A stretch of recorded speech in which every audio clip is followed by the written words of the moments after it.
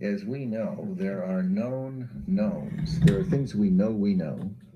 We also know there are known unknowns. That is to say, we know there's some things we do not know. But there are also unknown unknowns. The ones we don't know, we don't know.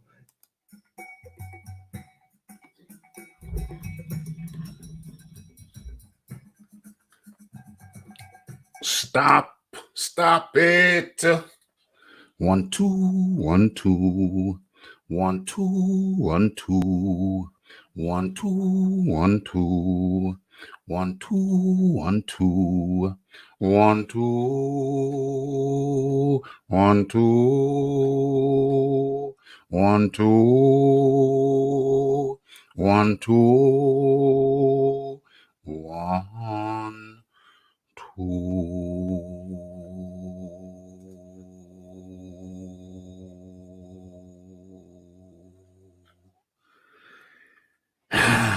Need to get that out of my system. I needed to get the voice in order so I know it is presentable to the Raphael Dawkins Combat Radio crew. And now we may introduce the music. Okay. Yes. It's the Raphael Dawkins. It's the Combat Radio. And you are in tune to. Yes. It's the Raphael Dawkins. It's the Combat Radio. There we go. That's the sound test, the sound check. Can't say it was intended, but nevertheless, it's all good. Okay, so you are in tune to Boxing Talk with Raphie. And let me check. Yes. The description box is intact and full. Okay.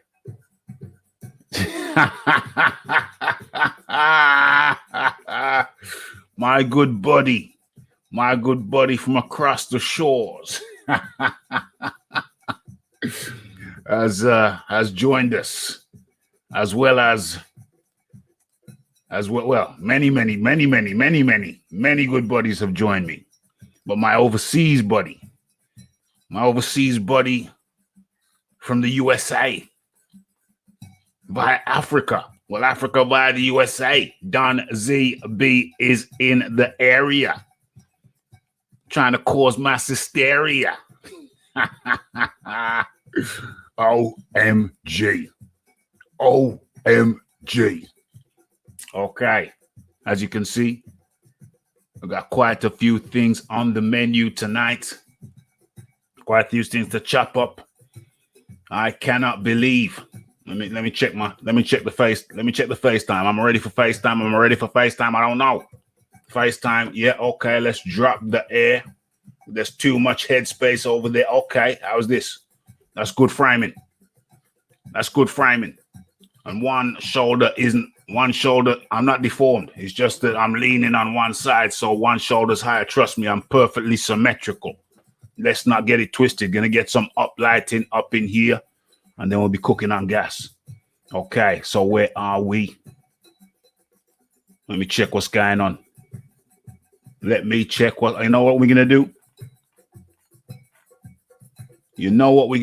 I'm gonna do a quick roll call, and then we're gonna do a quick video. How's that sound? Okay, let me cut off this FaceTime. Don't want to give you too much FaceTime too early on. Let's break you in gently. OMG.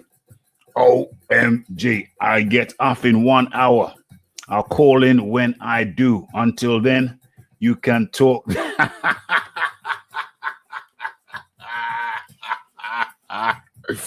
OMG. Don ZB's gonna take an hour to get his thoughts together. That's so cool in the gang. You know what I'm gonna do? Am I gonna do the you know what? Hold on, folks. Let me just do the video. Let me just do the warm-in video now, and then everybody get settled in with your cup of hot chocolate, etc. Anybody want to go and get the most comfortable slippers? I recommend you do so. Just get settled in now, folks. Just get settled in. Get comfortable. Get comfortable. And let me select. Let me. Hold up. Which one are we going for? Which one are we going for?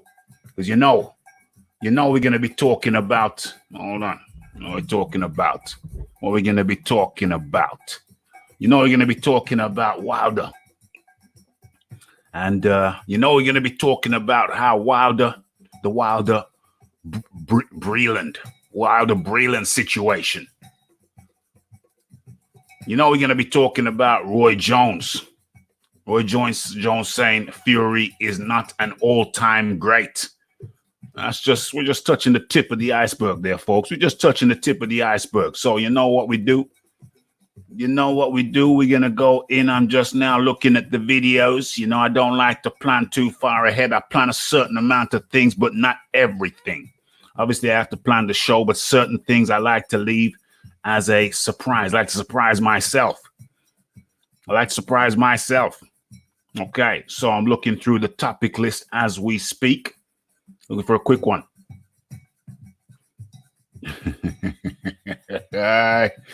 Battered and exposed. Deontay Wilder battered and exposed. JD's throws Mark Breland under the bus. Who should Tyson Fury fight next? That's too quick. What we're looking at here. Deontay Wilder's eardrum not damaged, says Shelly Finkel. Wilder blames heavy costume for the loss. Did we talk about that the last time? When was the last boxing talk with Raphie? Let me check. Aftershock. Heavy. I don't know if we talked about that. You know what? I think I'm going to run with that one. Yeah. Or do I run with... No. I'm going to run with Deontay Wilder calling Mark Breland the traitor. Yeah, we're going to do that one. It's Raphie of Deontay Wilder. Okay, so let's cut the music and let me share with you. Might as well talk about the costume. I'm in two minds. No, we're gonna go with what I thought. We're gonna go with the Mark Breland thing. Mark Breland being called a traitor. Okay, I think we're lined up. Let me line this baby up. And let me give you some volume. Let's get the volume good on that. And yeah, it's Boxing Talk with Raphie, and you are in tune too. This is the warming video. Let people warm in, settle in, get in your slippers, get your hot chocolate, get your hot cocoa, whatever it is that you like. And we're going to warm in with this video. And then when I come back on the other side, we're going to dig into it. Yes. It's Raphael Dawkins with Combat Radio. And today we're looking into the mind of Deontay Wilder. And I'm seriously concerned. You see, Deontay Wilder is effectively accusing Mark Breland of being a double agent. That's right, you heard me. Deontay Wilder is accusing Mark Breland of working for both sides. What do I mean by that? Well, let's get into this. Sound clip that I've taken from a caller into a popular boxing show. He goes on to explain the story, and then I'll explain the story even deeper than he does, but I think he puts it out there very, very nicely. Okay, let's go with the story. Let's go. In my opinion, I think Wilder needs to sack Breland. I've been watching a couple different videos, a lot of people are actually speaking on this. I mean, for one, I didn't even realize. So Mark Breland is a former crime fighter, right? And the dude who ultimately convinced him to throw in the towel while Wilder was just fighting a crime fighter was none other than another crime fighter, Andre Durrell. Andre Durrell's trainer is Sugar Hill. This dude convinced Mark Breland to throw in the towel versus Wilder. Boom, Boom, boom. Okay, so you laid it out pretty nicely. That is the conspiracy theory. The conspiracy theory is that Mark Breland, Crunk, ex-Crunk fighter, Olympian, 2 times world champion. The story is that the conspiracy theory is that Mark Breland of Crunk colluded with Sugar Hill Stewart to fire a fighter trained by Sugar Hill, another Crunk fighter by the name of Andre Durrell. Okay, so let's get into that aspect. It's a spider's web of information. Okay, let me try and piece this together for you. Although I think you should have got it by now. I think it's pretty clear. Let's make it even clearer. So Wilder expressed displeasure with Breland's decision to throw in the towel. And he expressed that in an interview with The Athletic. Okay, Wilder even suggested that Breland was influenced to throw in the towel by Anthony Durrell. Yeah, not Andre Durrell. I think he's some music guy. Anthony Durrell, who was seated near Wilder's corner. And according to Wilder, Anthony Durrell repeatedly yelled for Wilder's trainers to stop the fight. Anthony Durrell, a former WBC super middleweight champion, is trained by Javon Sugar Hill Stewart, Fury's head trainer. Okay, so Wilder says that he hasn't yet decided or concluded whether he'll continue working with Breland, who has largely been commended for preventing Wilder from taking further punishment. Deontay Wilder said somebody did something that wasn't up to him. And even when they're instructed not to do it, they still proceeded to do it. What Wilder is referring to there is that he says that there was an agreement. There's been a long-standing agreement between himself and his trainers that whatever come what may, they are not supposed to throw in the towel. And Wilder comes to that conclusion on the basis, as he says, that he's got that one hitter quitter. So no matter how bad things look, he can always pull it out of the bag with that one right hand. Seems like that's his weapon of choice. Some people say it's his only weapon, but that's kind of foolish to me, because if you got no legs, Wilder has said that because of the 40-pound costume, his costume which weighed 40 pounds, he had no legs. He said his legs were gone. He said his legs were gone by the 2nd round. Okay, to deliver a knockout punch, you need to have your legs. A punch starts, the power of a punch starts from the feet up through the legs. Yeah? So if you got no legs, you're not knocking anything out. Well, you're not knocking out another man, that's for sure, if you got no legs. So it's an oxymoron. It makes no sense. It makes no sense for him to say, don't throw in the towel on the one hand, but on the other hand, I've got no legs. And then on the other hand, I can still pull out the knockout. No, you're not pulling out any knockout if you got no legs. The legs are the foundation. That's the equivalent of saying you want to build a house in thin air. No. You need a foundation. You're not building anything without a foundation. So it's a pure oxymoron. And furthermore, I don't think the referee, Kenny Bayless, I don't think he saw the towel. He's come out and said he was going to stop the fight anyway. A few seconds later, but I think he did stop the fight. I don't think Kenny Bayless saw the towel. I've gone through over this in the live show. Monday's live show, Boxing Talk with Raphie. I think that was 98.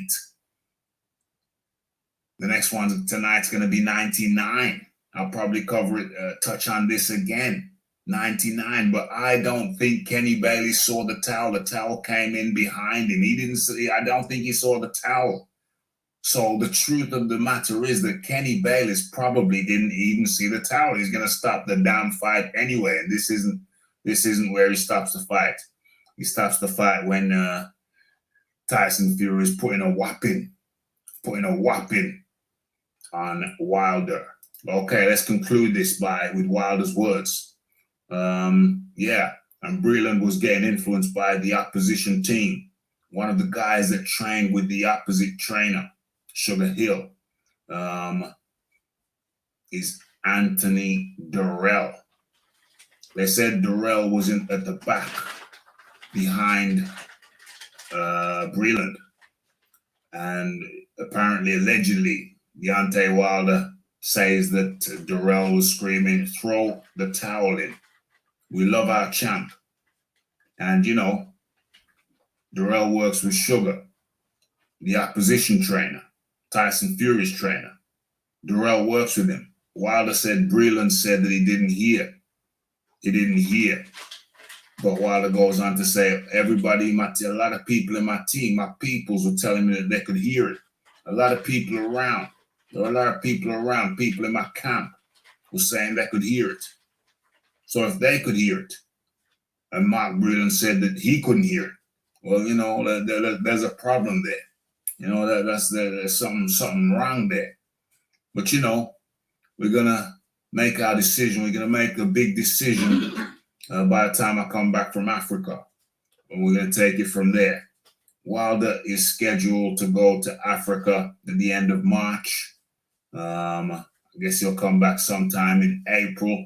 And they're going to make a big decision about Breland's future upon his return. So I think I've chopped that up. I've disseminated that quite nicely. Hopefully I've disseminated that quite nicely. But the long and the short of it is that Deontay Wilder is accusing Mark Breland of working in cahoots with Tyson Fury's trainer, crunk guy, Sugar Hill Stewart. I mean, you know, Tyson Fury had his mental problems, probably still struggles with them. I'm beginning to wonder if Deontay Wilder struggles with even bigger mental problems. Seems like he sees a conspiracy everywhere he turns, so that a guy who's been loyal to him for years in the form of Mark Breland is now throwing him under the bus again, saying that he's a double agent, effectively saying that Mark Breland is a double agent, working for both sides. Highly insulting for someone who has stood by your side loyally for years.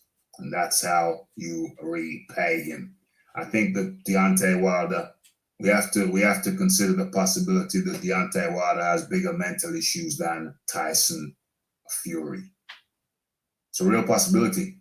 I hate to say it, but it's a real possibility when you start to accuse people who are close to you without foundation of being double agents. Then, you know, it really makes one wonder. Or maybe you think Deontay Wilder's onto something.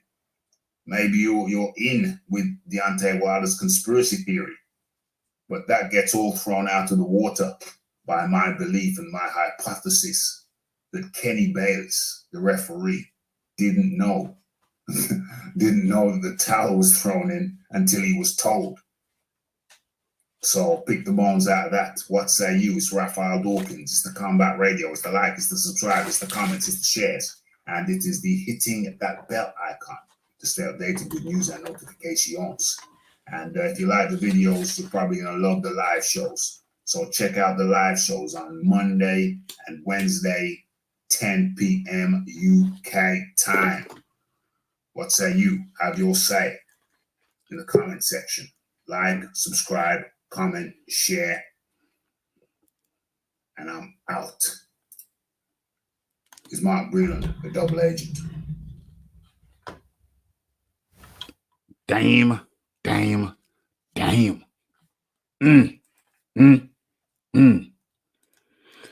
Okay, first thing I have to say is happy birthday to Raphael Dawkins Combat Radio.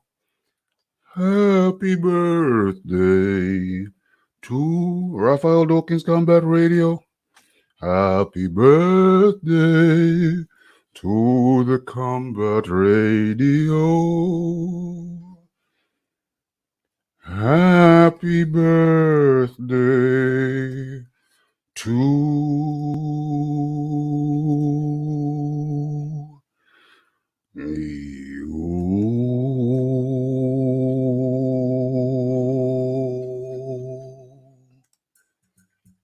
Feeling very vocal today. Very vocal. We are one.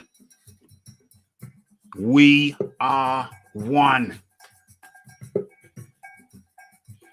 Bang. Bam. Bam. We are one. Red Glove Militant. How's it going, Raph? I'm going very, very well. We got no birthday cake over here, but we are one. Yes. So I actually don't have a whole lot of time Okay, today. just run it. Run it. So what I wanted to say is happy birthday to the Raphael Dawkins Combat Radio Show. I jumped on the boat a little late, but better late than never. You was early. Oh, early. Really? Okay. Yeah, you were early because remember it's just 1 year. You've probably been here for 9 months. That's early. Okay, you got a point there, but I'm glad for the time that I've been here. You know, I may not have been here from the very, very beginning, but I was early. You're right. You're right. It is a year. It's only a year. So thanks for putting that perspective.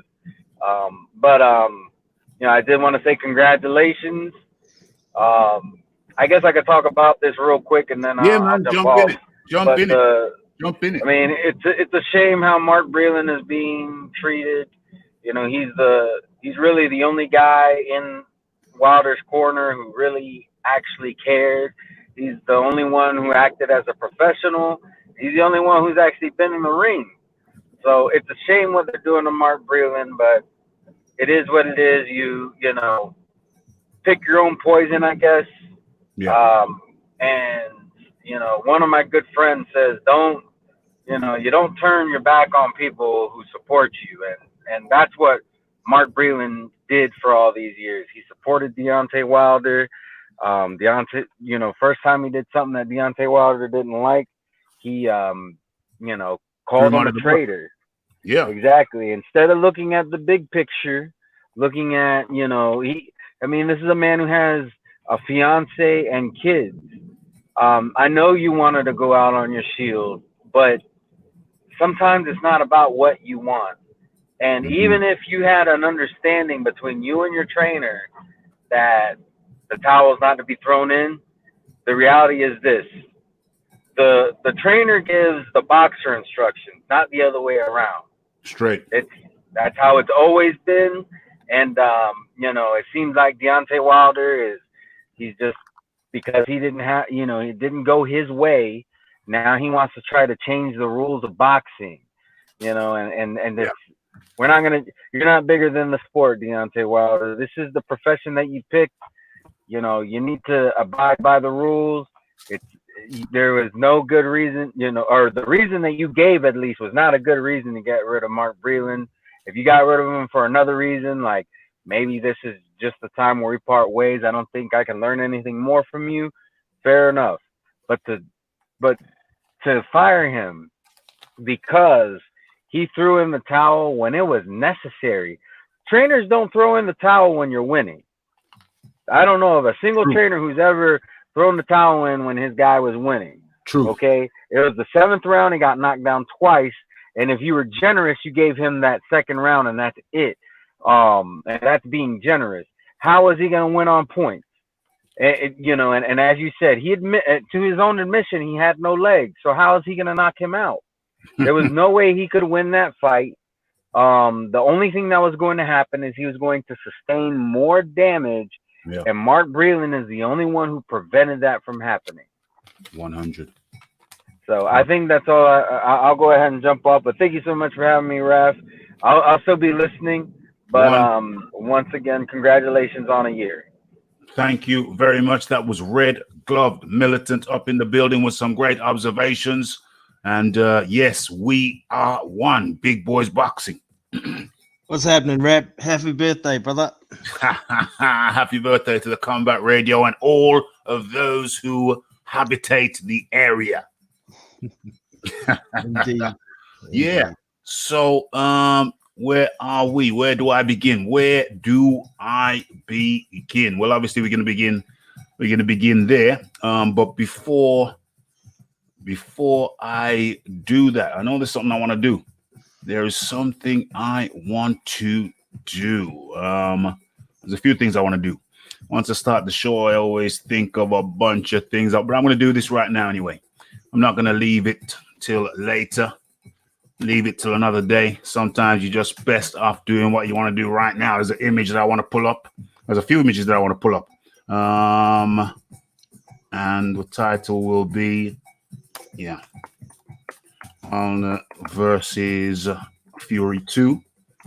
Fury 2, we got to get those images up.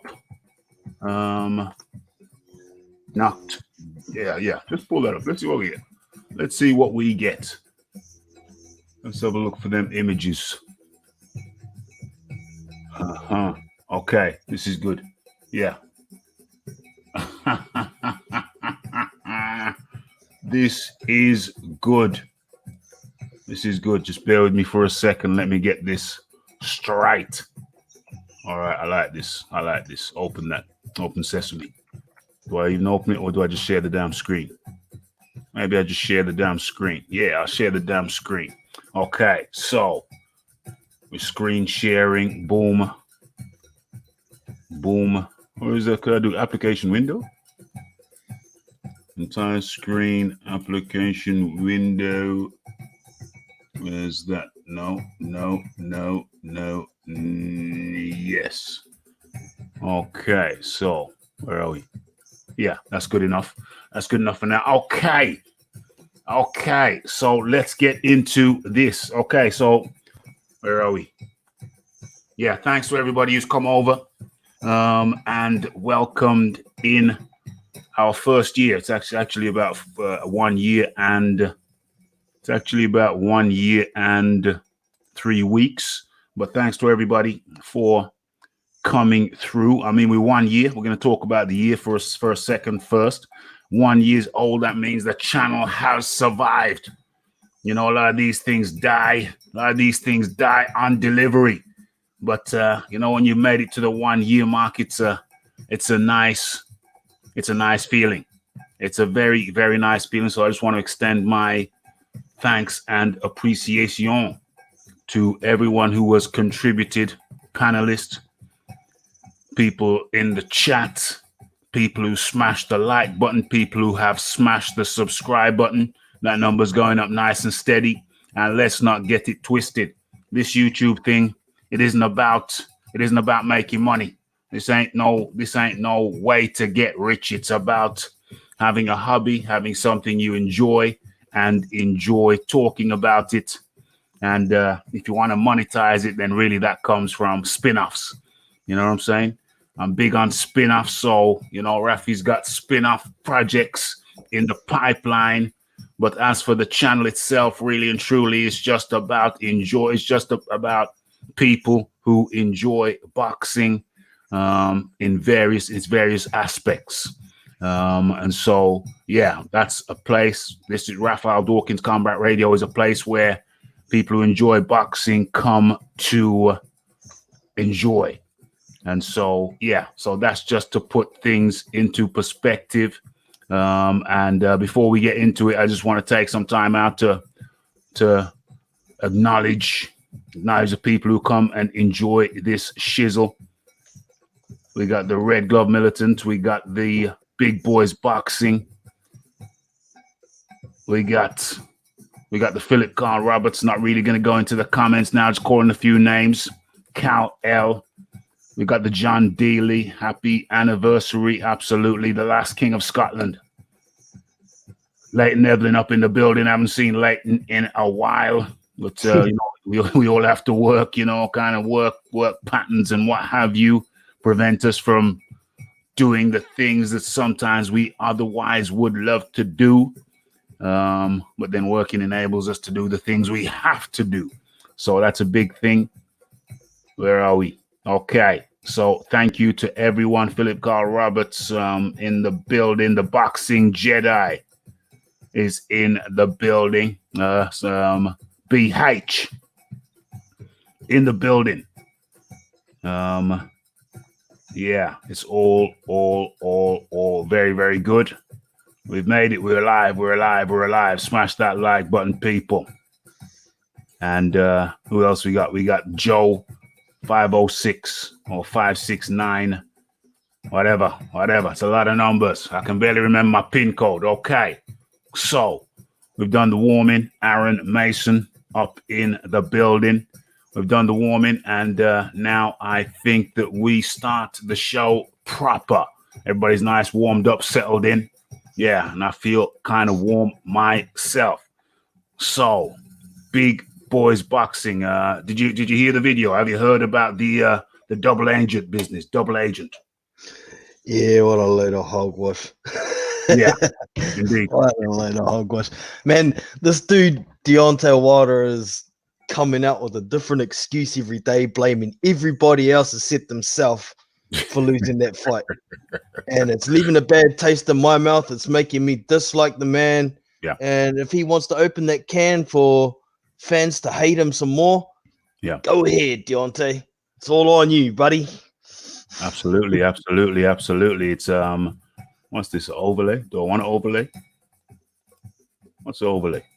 No, I'm confused. I confused myself. Okay, yeah.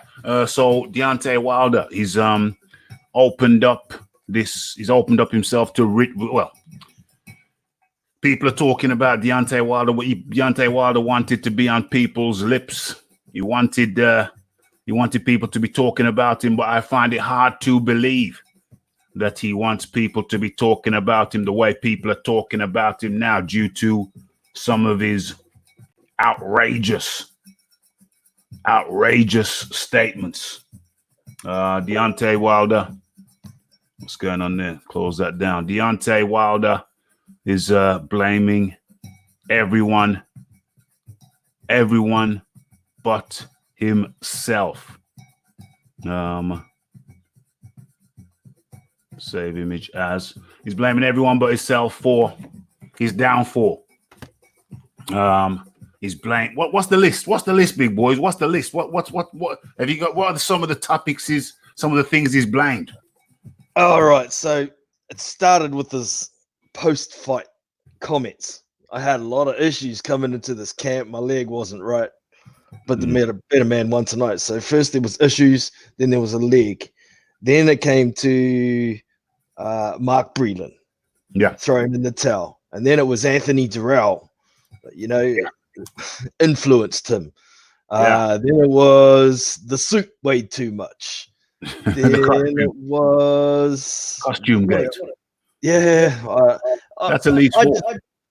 I just don't get why he's doing this, man. I guess maybe it's all publicity is good publicity, because he ain't going to get much positive publicity to beef up the next fight. And I don't think the next fight's going to do that well because he lost so badly. But yeah, the only thing I can think of is he's either in delusional denial or he's trying to drum up any publicity he can get, whether it's bad or good. It's crazy, man. It's absolutely crazy that Deontay. Well, I think we're gonna have to. Yeah, I think I'm gonna have to go in on this. I think I'm gonna have to go in on the theories of why he's acting this way. And let's be clear. This is nothing new. Deontay Wilder has always had. He's always been one to moan, groan, complain. He's not a guy who takes things to himself, who blames himself for his own misfortune. I think the most successful people, they will look into themselves and say, well, what could I have done differently to have secured an outcome which I'm more comfortable with?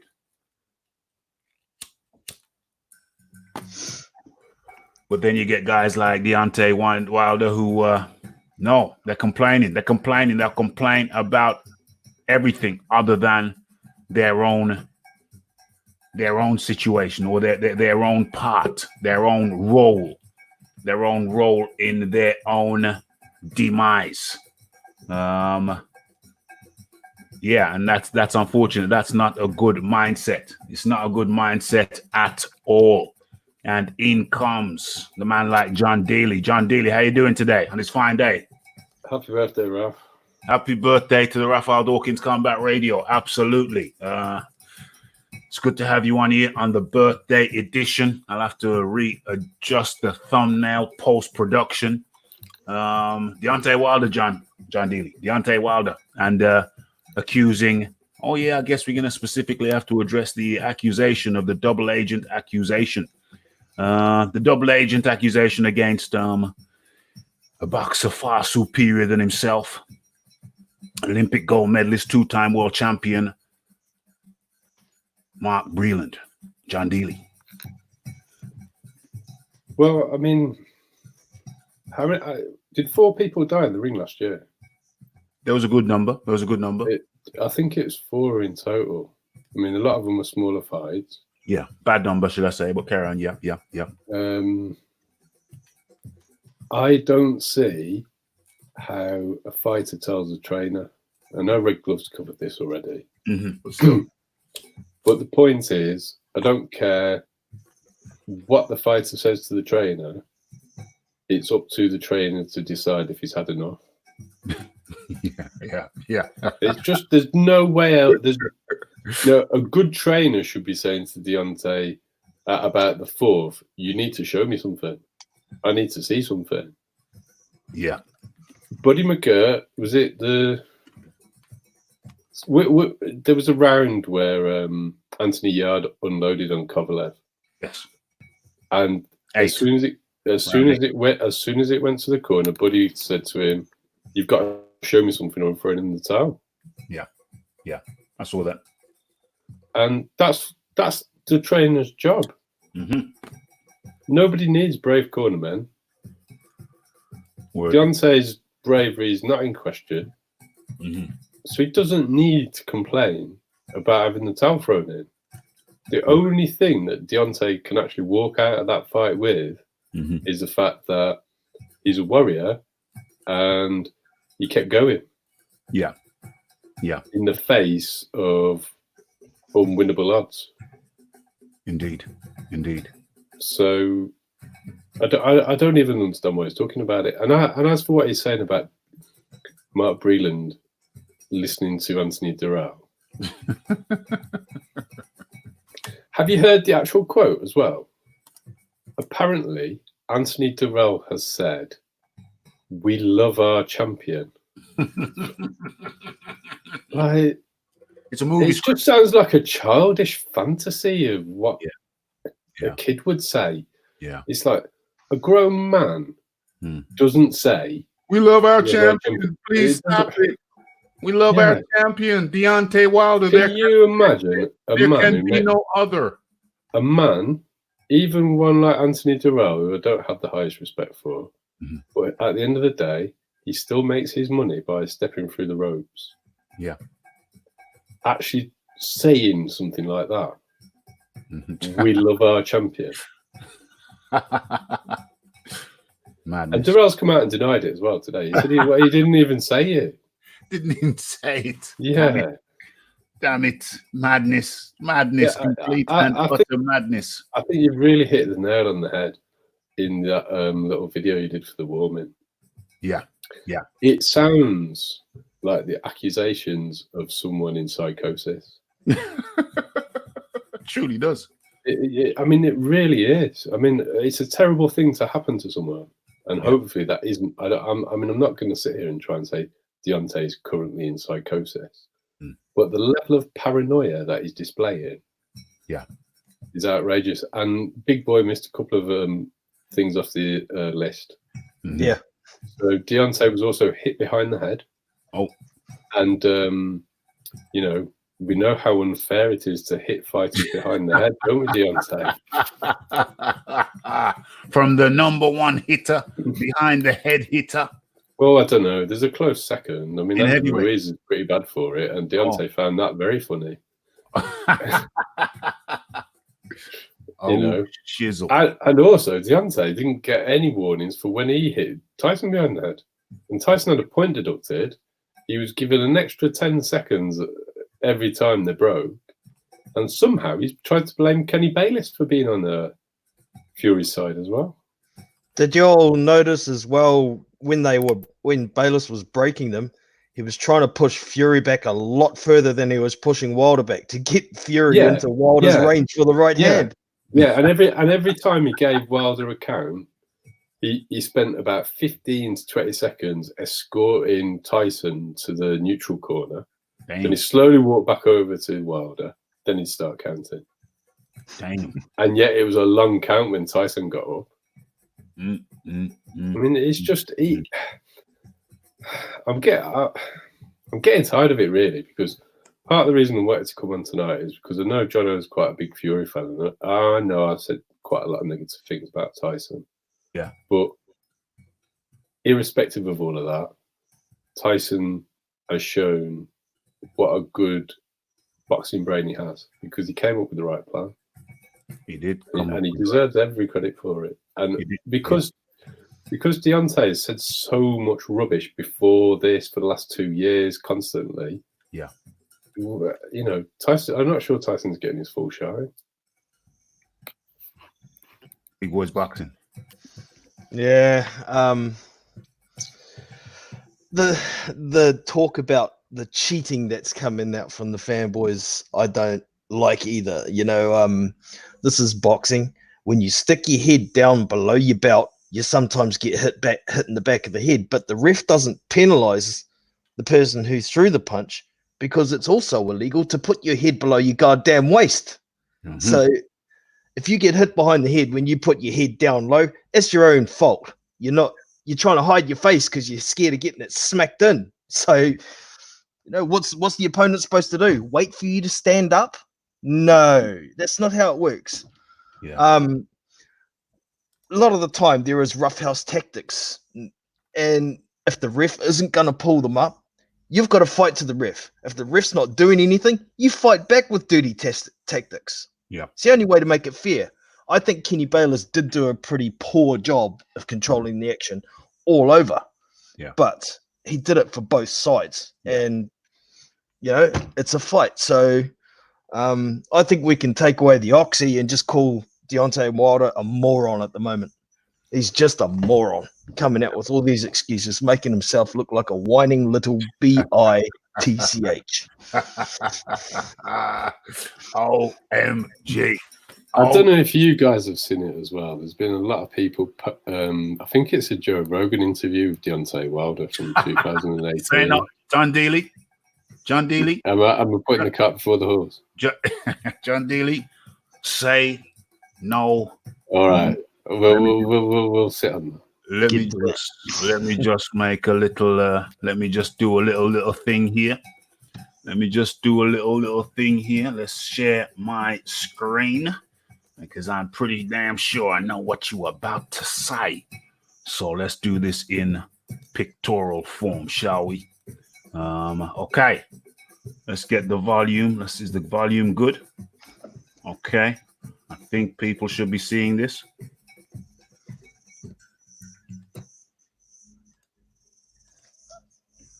Let's run this thing. Why is it not doing it? Why are you not playing? Damn. Okay, John, take it away. I'm gonna have to look for something that actually works. Yeah, but tell the people what you're saying, John. I know what you're saying. Tell the people what you're saying. Okay, so in Joe, I'm pretty certain it's Joe Rogan, but it is Joe Rogan. Yeah, Deontay Wilder's been interviewed about his training methods, and he says not a 40, but a 45-pound vest is what he wears the whole time he's training. Yes. That's his standard training procedure. But this is the problem when you talk so much rubbish all the time. Because I know... Carry on, Jim. There's so much that's come out of his mouth that you can stitch him up with. Yeah. You know, if you just turn Wilder's words back onto him, it's just constant, the things that you can say. Done it many times. You know, he's just chattish, get banged. Sums him up, doesn't it? Let me see if I can indeed open up. Okay, I found it. Let me just line this baby up. Let me share the screen. No, not that. Let me screen share. Boom, boom, boom, and there we are. Okay, so let's get the volume in check. Yeah. I wear a 45-pound vest on me as well too, in all my exercise and everything that I do to have that extra weight on me. Really? Like then I wear a 45-pound vest on me as well too, in all my exercise and everything that I do to have that extra weight on me. Really? Like then Let's go again. I wear a 45-pound vest on me as well too, in all my exercise and everything that I do to have that extra weight on me. Really? Like then I wear a 45-pound vest on me as well too, in all my exercise and everything that I do to have that extra weight on me. Really? Like then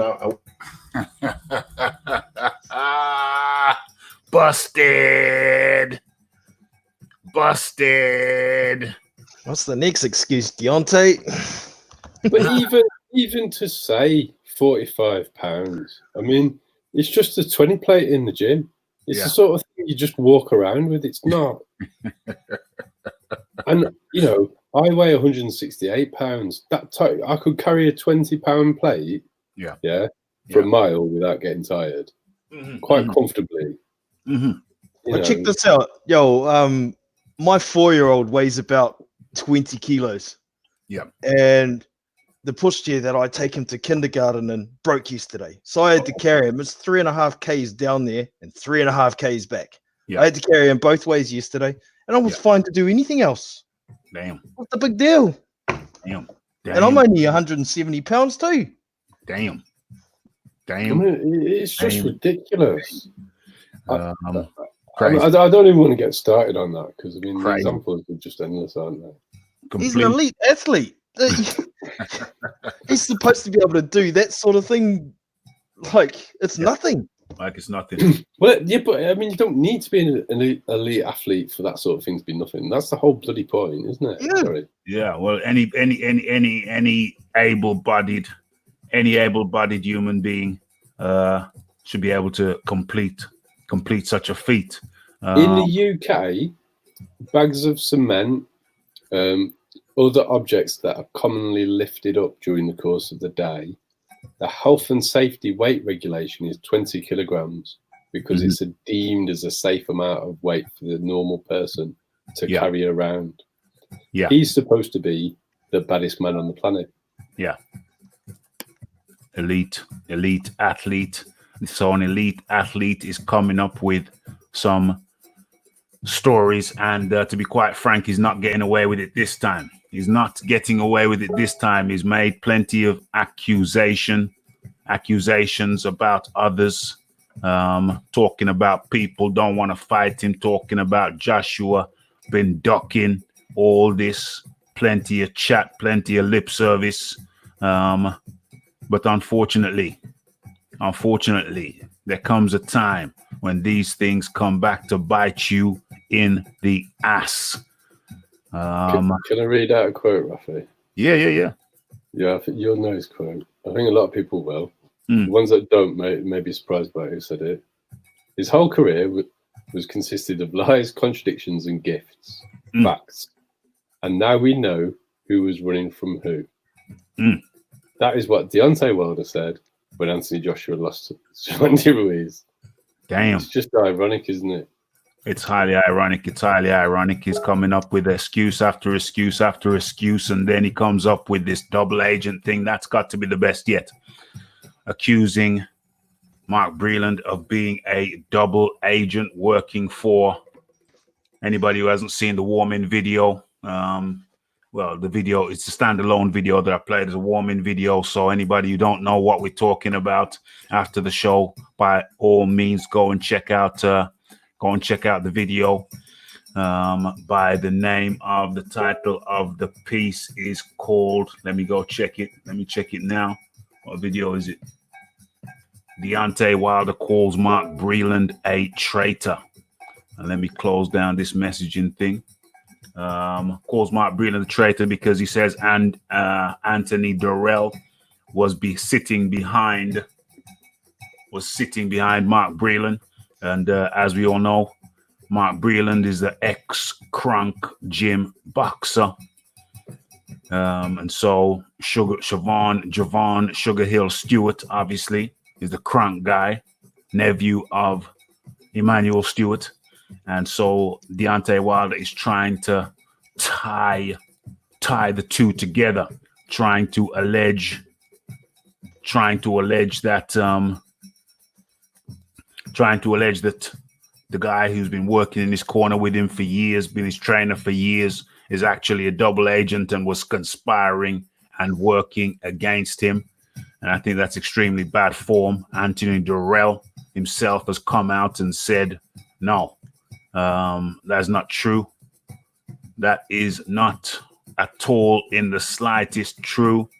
So we've had a denial from Anthony Durrell, and Deontay Wilder has yet to provide any kind of evidence, supporting evidence for his statement. He's had his damn ear stitched up. When did he have time? When did he have time to be getting all this kind of information about what was going on outside of the ring when he was inside of the ring?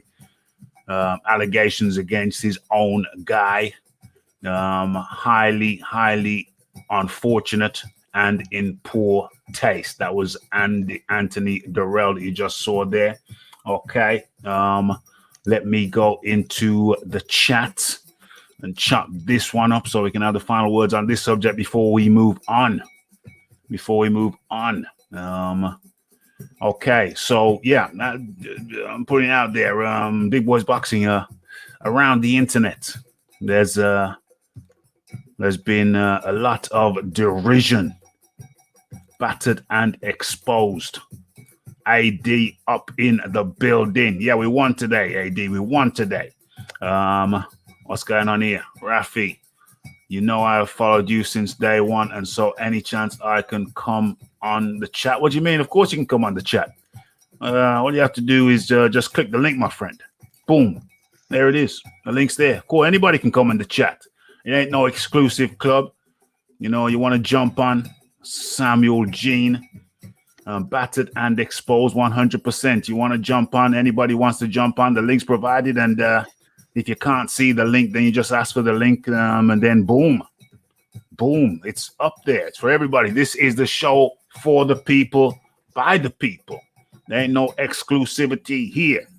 You know what I'm saying? You got an opinion, you want to share it, you want to come chop it up. This is the place to be. Don ZB, when I started this, when time did I start this? He said he was coming on in an hour. So Don ZB, the link is there for you also. Oh, Wilder does not get that belt back. Might be heavy, maybe too heavy for him. Okay, Dr. Woodok just came back from BFTB's live. He has officially lost it. I heard somebody tell me that he said that if Deontay Wilder loses, he's closing down his channel.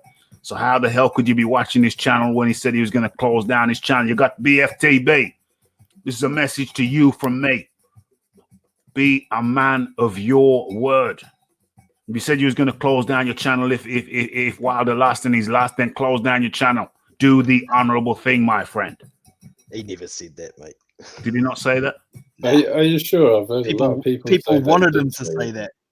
He never said that? Are you sure he never said that? Are you sure, Jono? Because I've heard it said from multiple sources that BFTB put that out there. It's a sort of ludicrous thing that he would do. think he said it. I've heard people say on his stream, if Wilder loses, will you shut down your channel? And he said no. So, why would I do that? I'm a boxing fan, is what he says. So, damn. People want him to shut down his channel because Wilder lost. I don't know that they do. I think a lot of people are enjoying watching him. His meltdown. They're sadists a little bit. Yeah. It's been fun. It's been great fun. In the last few days since the fight, he would have blocked over 1,000 people, I tell you. Oh, Lord. Good Lord. Good Lord, man. Damn. I mean, people will have just been going there, and going there, and going there. Yeah. I've refrained from going there. I can't. He's if there's anybody who's actually more deluded than Deontay Wilder, I think it is BFTB. The man that claims that he's 6'2" and 200 pounds. A poison smurf. Yeah, I know. Yeah, the angry feminine dwarf. For Poison- people who don't know Yeah. what that refers to in the chat, if Mr. Angry Feminine Dwarf is around this evening, and that's what it refers to. Say that again. Say it again. I haven't seen him in the chat for a while, but Mr. Angry Feminine Dwarf. Yeah, That's a reference to BFTB. Where the hell is Angry he? Feminine Dwarf. Yeah, where the hell is Angry Feminine Dwarf? I haven't seen him for a longest time. No, he's not been around for a while. I haven't seen him anywhere though. You haven't seen him anywhere? No, he's probably just doing something. I mean, to be honest, in the build up to this fight, there wasn't really anything else going on in boxing, so I just kind of switched off because I couldn't listen to all the rubbish. Yeah. He got beat up. Dillian White. He got beat he got beat up so bad. OMG. That was absolutely hilarious. It was absolutely hilarious. I think we've kind of chopped everything up now, so we're going to be changing. We're going to be moving on to a similar topic, but we're going to be moving on to a different element. Wilder's full of excuses. Yeah, going to go through some of these chats. Wilder's full of excuses. Big up Raphie. Big up Shiz Biz. Big up the chat. Big up the chat. Big up the panel. Absolutement. Absolutement. We're scrolling through. What does that say? Letting laugh at the Sky Sports interviewer because Wilder got battered. It was brilliant.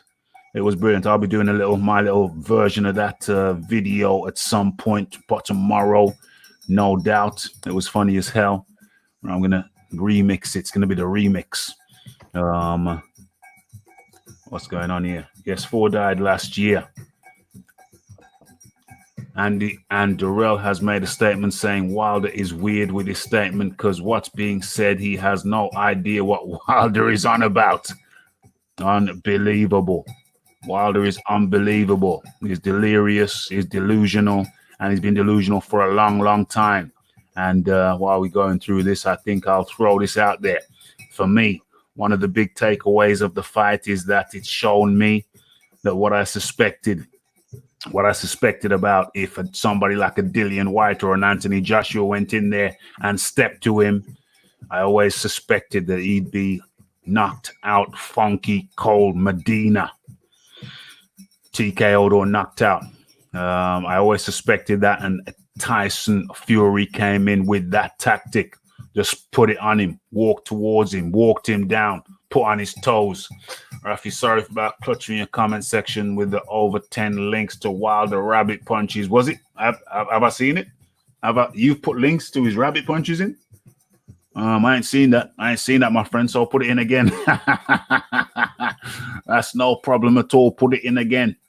Yeah. So what I've suspected about somebody, an accomplished boxer, step into Fury Wilder, putting it on him, stepping on his toes, walking him down, and taking away his offensive right hand, which he cannot throw when he's going backwards. It's very, very clear. Fighting people like Ortiz, old man Ortiz, has only served to make Deontay Wilder look like more than a killer than he actually is. I repeat that. Fighting old men like Ortiz, fighting old men like Ortiz has only served to make Deontay Wilder look like more than a killer than he actually is. Shown me, Tyson Fury has shown me that what I felt about his style, that's Deontay Wilder's style. It's tailor-made. He's tailor-made for a boxer, somebody who can box and punch. It's tailor-made for someone to walk him down and put it on him. Big boys boxing. Walk him down and put it on him. Yeah, man. It's been something I wondered about, not only for Wilder, but for Joshua as well. You know, prior to him losing to Ruiz, guys that are going to come forward and never going to stop coming forward no matter what punches you throw is the kind of fighter that neither of them had faced. Joshua learned his lesson the hard way, and he came back, learned from his mistakes, and did better next time around to get his belts back. This is what Deontay Wilder needs to do. But I think part of the frustration after getting beat so soundly, because he doesn't have a good fundamental basic skill base to fall back on, adapting his style in any way is going to be way more difficult for him, and particularly in the time frame that he's going to have until the next fight. So I can't see Deontay Wilder getting good enough to be competitive. And also because Tyson Fury's only been trying to use this Kronk style for 3 months. Imagine what he's going to do with 5 more months of being able to hone his skills in that style. You know, he's going to be at least twice as good at it. Yeah. And is Deontay Wilder going to be any better? Can the old dog learn new tricks without having a fundamental base to lean on? I don't think so. No. John D. Lee. Well, Tyson can clearly get better. I mean, this isn't any disrespect to Tyson because, like Big Boy's just said, he's been with Sugar Hill for 7 weeks. Yeah. So what he's done is most boxers couldn't do it in that amount of time. It took Anthony Joshua 6 months to change his style, so he should have full credit for this. But the fact is, the punches that Tyson was actually throwing at Deontay weren't technically that great. He wasn't turning over his hooks tightly. His jab could be a lot straighter and stiffer still. Yeah. And I think the right hand could be as well. So if Tyson actually stays working on that, it's only going to get better. I've asked quite a few. Well, it's going to get worse for Deontay because Tyson will actually turn his punches over properly, rotate his hips better, get all of that 270 pounds into his punches, which he wasn't. That's if he'd have actually turned them over properly, he would have completely knocked out Deontay. He lifted him up with a body shot that was quite slapping. It's ragdolled, wasn't it? That was whoa. Yeah, it's like both legs are up. I mean, how long ago is it that I said to you, Raphie, if you see a skinny man, a man with skinny legs, hit him. Legs. Yeah. If you see a man with skinny legs, hit him. Yeah, hit him. Yeah. And how long have I been saying for? You're never going to beat Deontay Wilder trying to eke out a points decision. Correct. Because he wants you at range. Yeah. That's where he wants you. 100. So the worst thing for Deontay in this situation is if he tried to switch it up and fight on the back foot, Tyson's got bigger reach than him. Tyson's got better mobility than him. Yeah. Tyson can beat him to the jab. He can jab with him. He can jab him when he's out of Deontay's range. If Tyson stiffens up that jab, like a real ramrod, Frank Bruno, Sonny Liston jab, he was snapping his head back as it was. Straight. I mean, what's always frustrated me about Tyson is the fact that he doesn't turn his punches over. It isn't necessarily that he doesn't sit down on them. Yeah. He doesn't turn them over. He slaps them. Yes. Now, I'm sure he could, if he wanted to work on it. I don't think it'd take him that long to do that. Yeah. So I can see how Tyson can get better for the rematch. And if Deontay Wilder made adjustments, so the first thing I got to when I did the little tiny bit of boxing that I did was footwork. And the first thing you learn is going backwards, you push off your front foot and you lift your back foot up. Yeah. Whereas he lifts up his front foot to go backwards. So he gets caught square, his feet get caught in front of each other. So he's square in front of him, he can't move. He can't get any power into any of his shots because his feet are all over the shot. So if you teach him that footwork and you give Deontay Wilder a decent jab, he's still shedded because how's that going to help him against Tyson who's got the bigger reach and the better back foot game anyway? Yeah.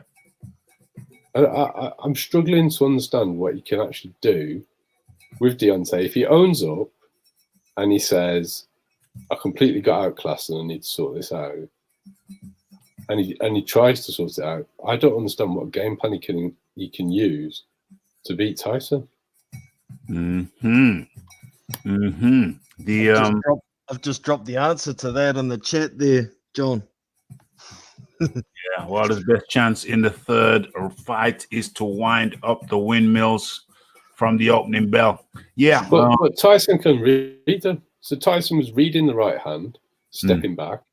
Also, Wilder landed 2 flush right hands on him in the first round, and he walked through him. Because I believe that his power's overrated, and I've always said it. Yeah. I've been laughed at, and I've been laughed at for it. But the fact is, the people that he's knocked out, all the other punchers in the heavyweight division would have knocked him out as well.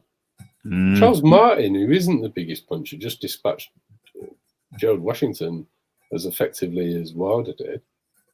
Yeah. Or Washington got up on his feet, and it was a TKO stoppage while he was on his feet. Dominic Brazil got up. Yeah. I mean, I think the ref did. I'm not trying to say the ref did an early stoppage, but he wasn't completely out cold. Eric Molina, Spilker, all these people that got knocked out, everybody, Dylan White could knock them out. I've always said it, but it seemed, some people were like, oh, yeah, you would say that it is a Brit. But I'm telling you, I always fancied a Joshua White and the Joshua. I always fancied that. I was begging for that fight because which guy's a liar? Damn, the Watcher's going crazy. Okay, Watcher, here is the link. The Aussie Wilder fan. Here we go. The Aussie Wilder fan. There is the link, my friend. There is the link. You've been on before. You know how to do it. You've got some strong words. You've been in all the videos. I'm not going to say you've been emotional. I'll leave the link in there for you to come and say your piece.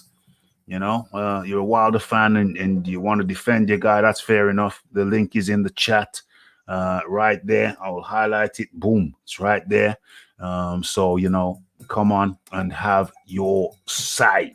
I hope he's not accusing me of being a liar for saying these things. I think he is. Because he's only got to go and look at your back catalogue of shows. Yeah. How long have I been saying this for? He knows. He's been on. Ultimately, yeah, I know you did a collaboration with this guy, so feel free to say his name.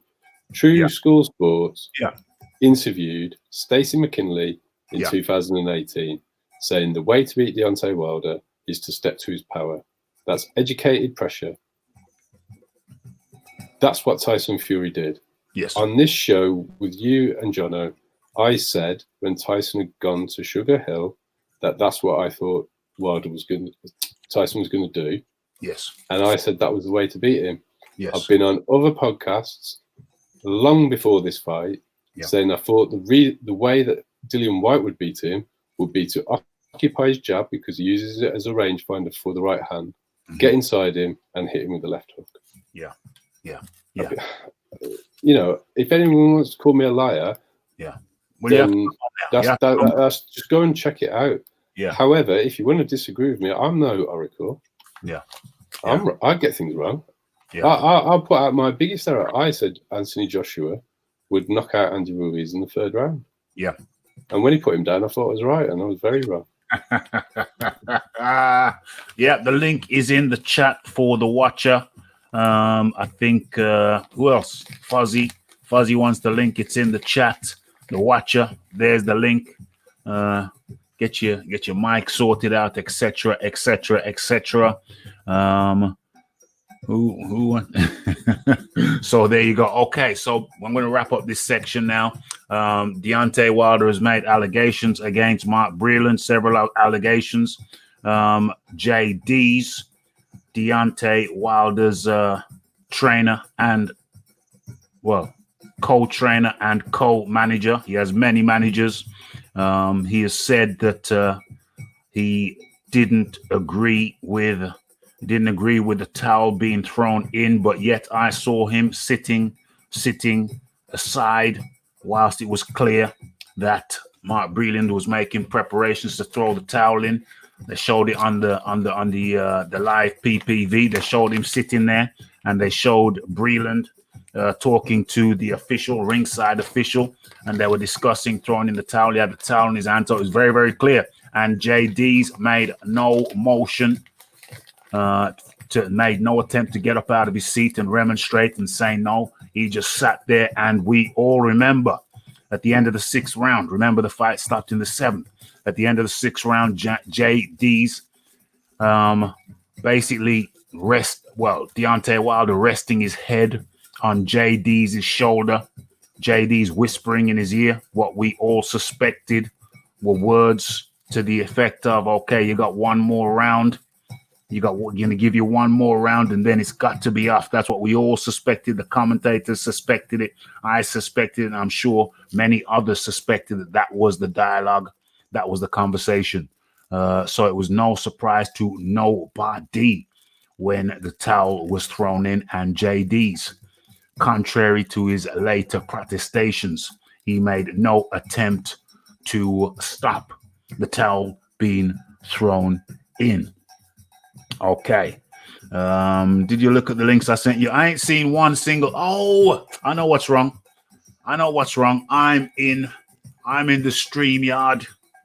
I'm in the StreamYard thing, page window, and they don't show up links in the StreamYard window. So you're posting them, and they're on YouTube and on the YouTube window.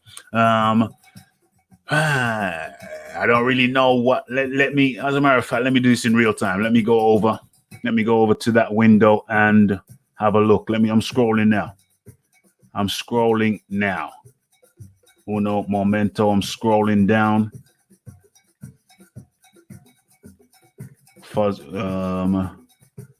Can anybody else see any links?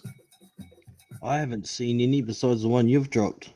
Yeah, I ain't seen no links. I ain't seen no links, Phil. I'm scrolling down in the YouTube thing. Nah. Unless you sent them to you in Hangouts, is that what all those messages were? Because we're not connected in Hangouts. Okay. So it's impossible.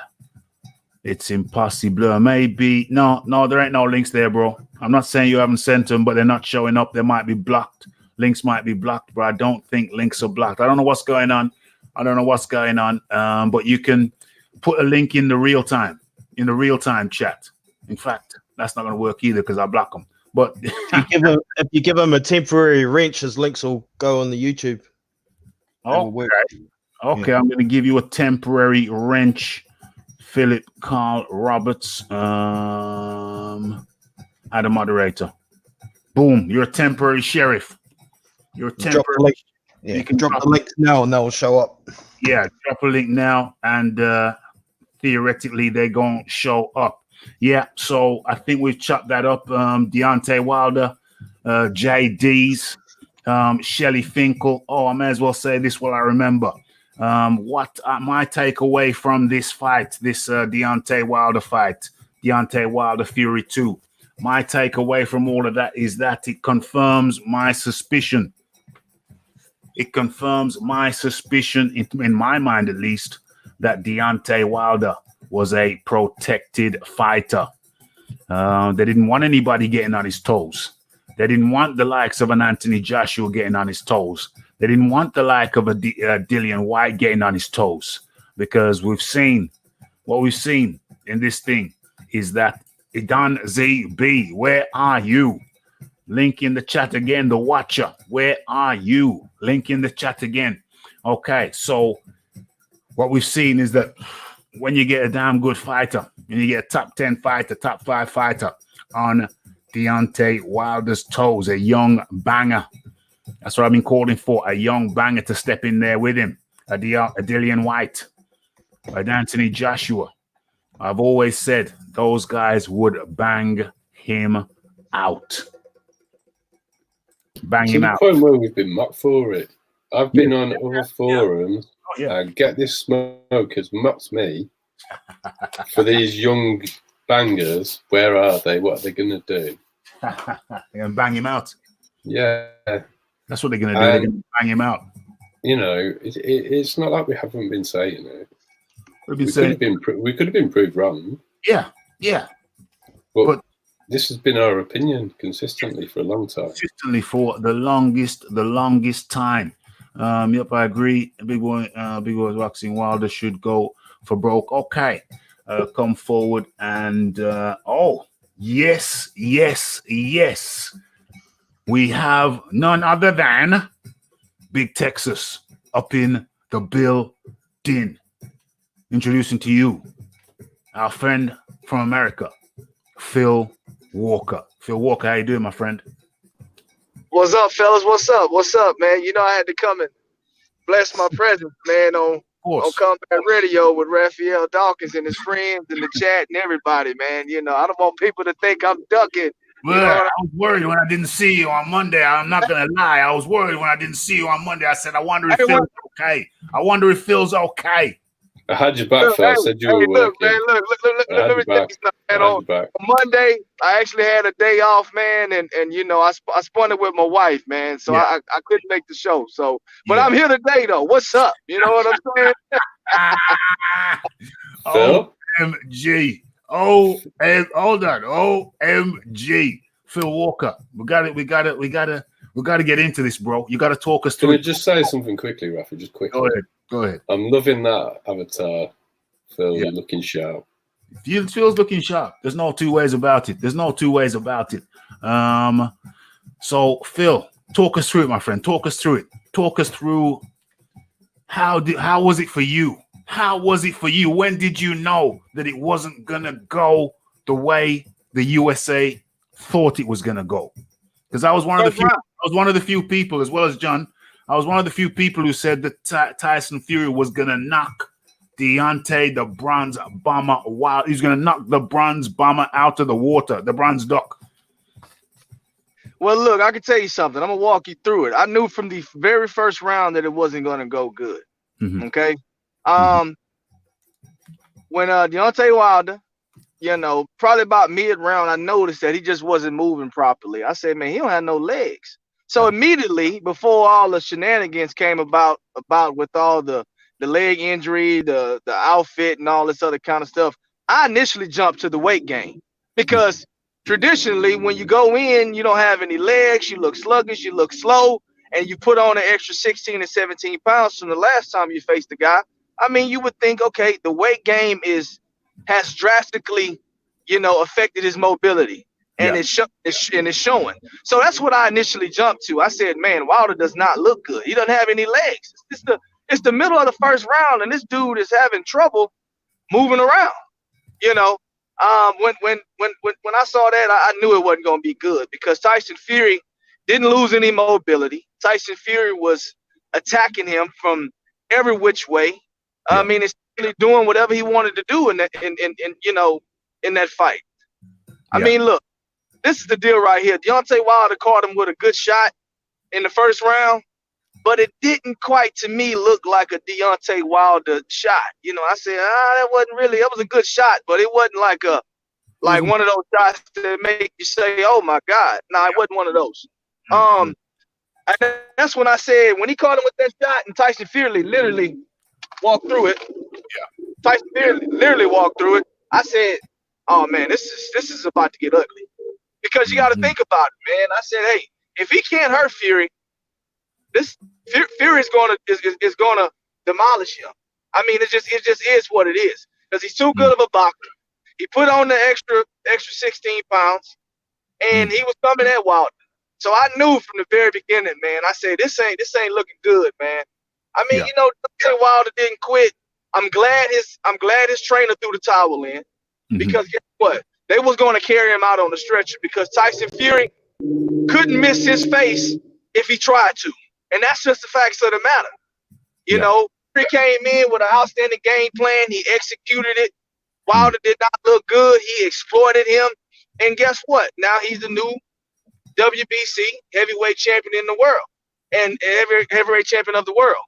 And, you know, he deserves it, man. You know, everybody likes a great story, and Tyson Fury has exactly that. He's officially, to me, he has my respect because he is good for the sport at this point, and I'm proud of him, man. He did a hell of a job. You know, I think Deontay Wilder does deserve his trilogy. If he, you know, he said he wants to exercise that, so that's cool, man. You know, he gave Fury a chance, so why not, man? If you want your trilogy, you go ahead and you take that. But I will say this. I do not think he can beat Tyson Fury. Styles make fights, and it's proven that Tyson Fury's style is all the way bad for Deontay Wilder. Period. I was going to ask. That's just a fact. Phil. I was going to ask you that. I was going to ask you if what you think Deontay Wilder should do in terms of taking this fight or not taking the trilogy fight. Does he take it or does he not take it? Well, look, he has to take it. I'm gonna tell you why he has to take it. Because for one, he's missed out on a lot of opportunities. Pre Tyson Fury 2 fight, right? Missed out on several opportunities. 120 million opportunities, but carry on. So he's missed out on a lot of opportunities.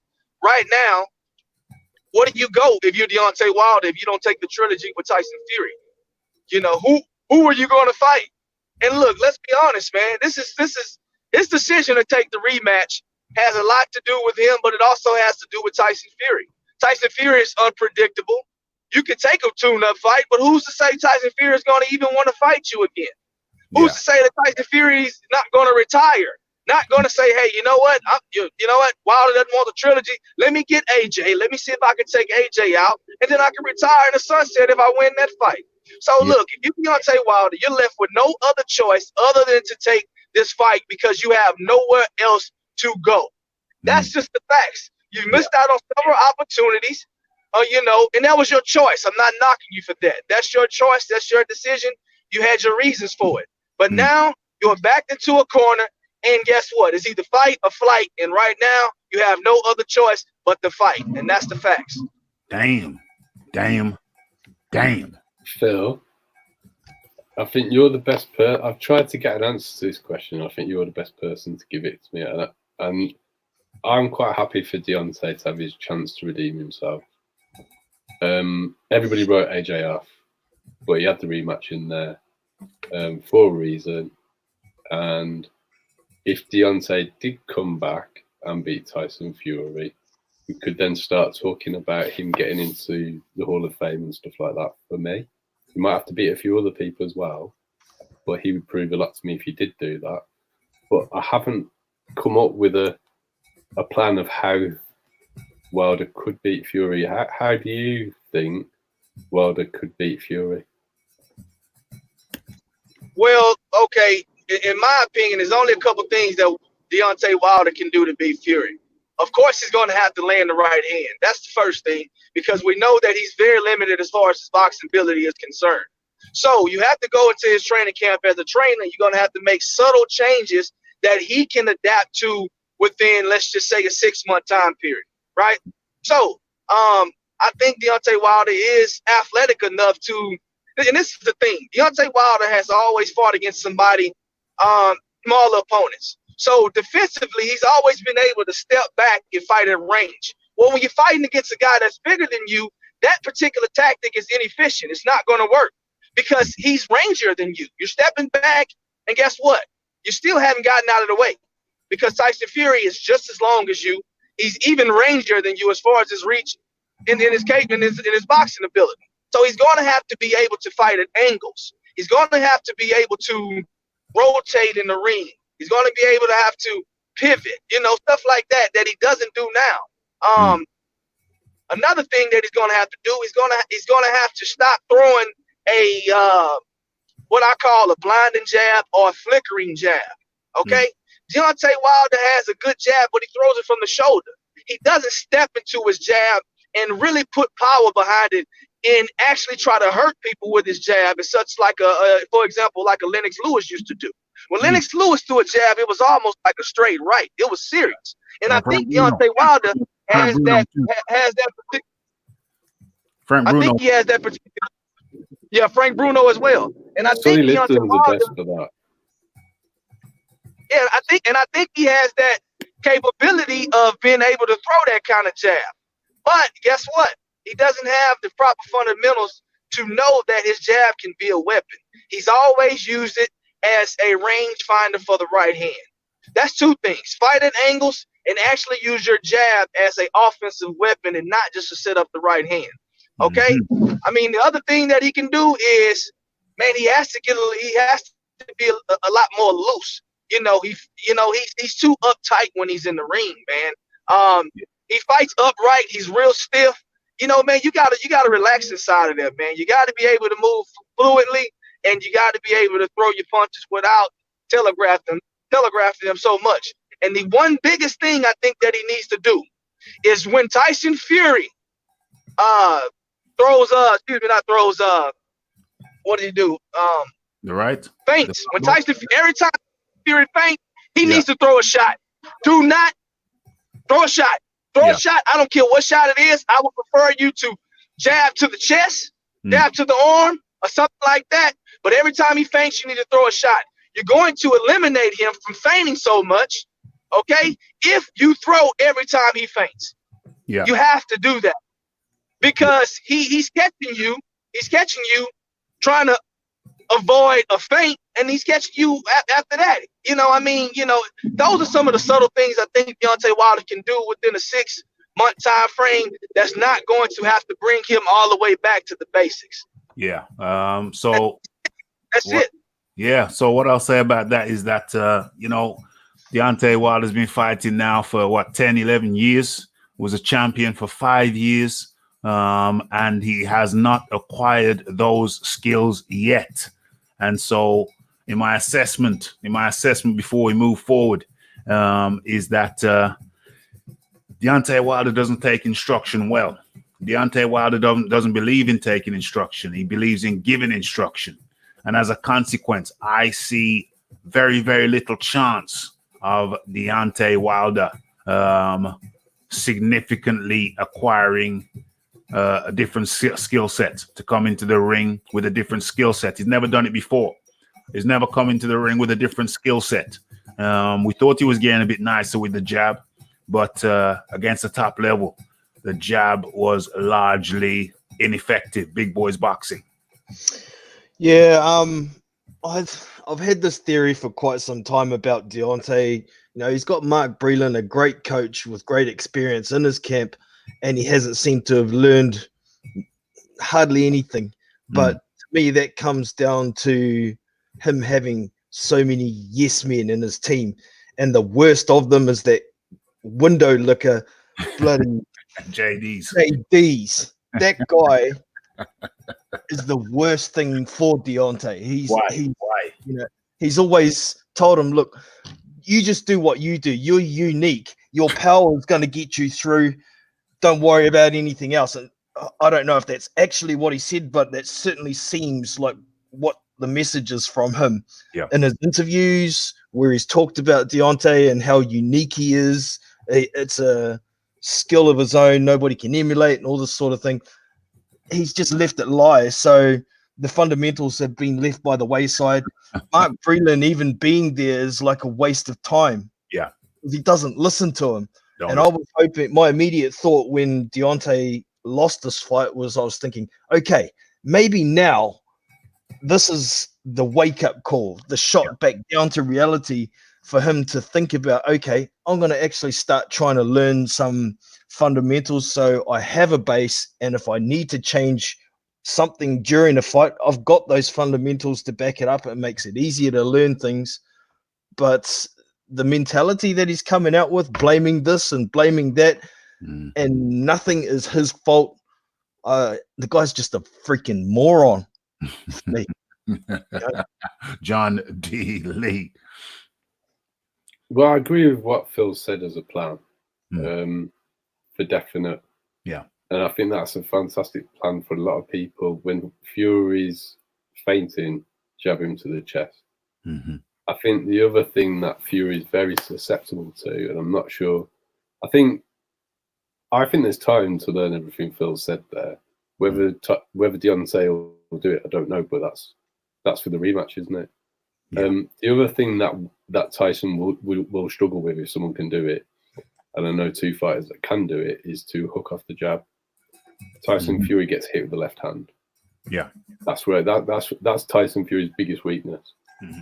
And Tyson can parry a jab, and if you get him comfortable parrying the jab and you catch him out with a hook, Tyson can be hurt. We've seen lots of people hurt him. Of course he can.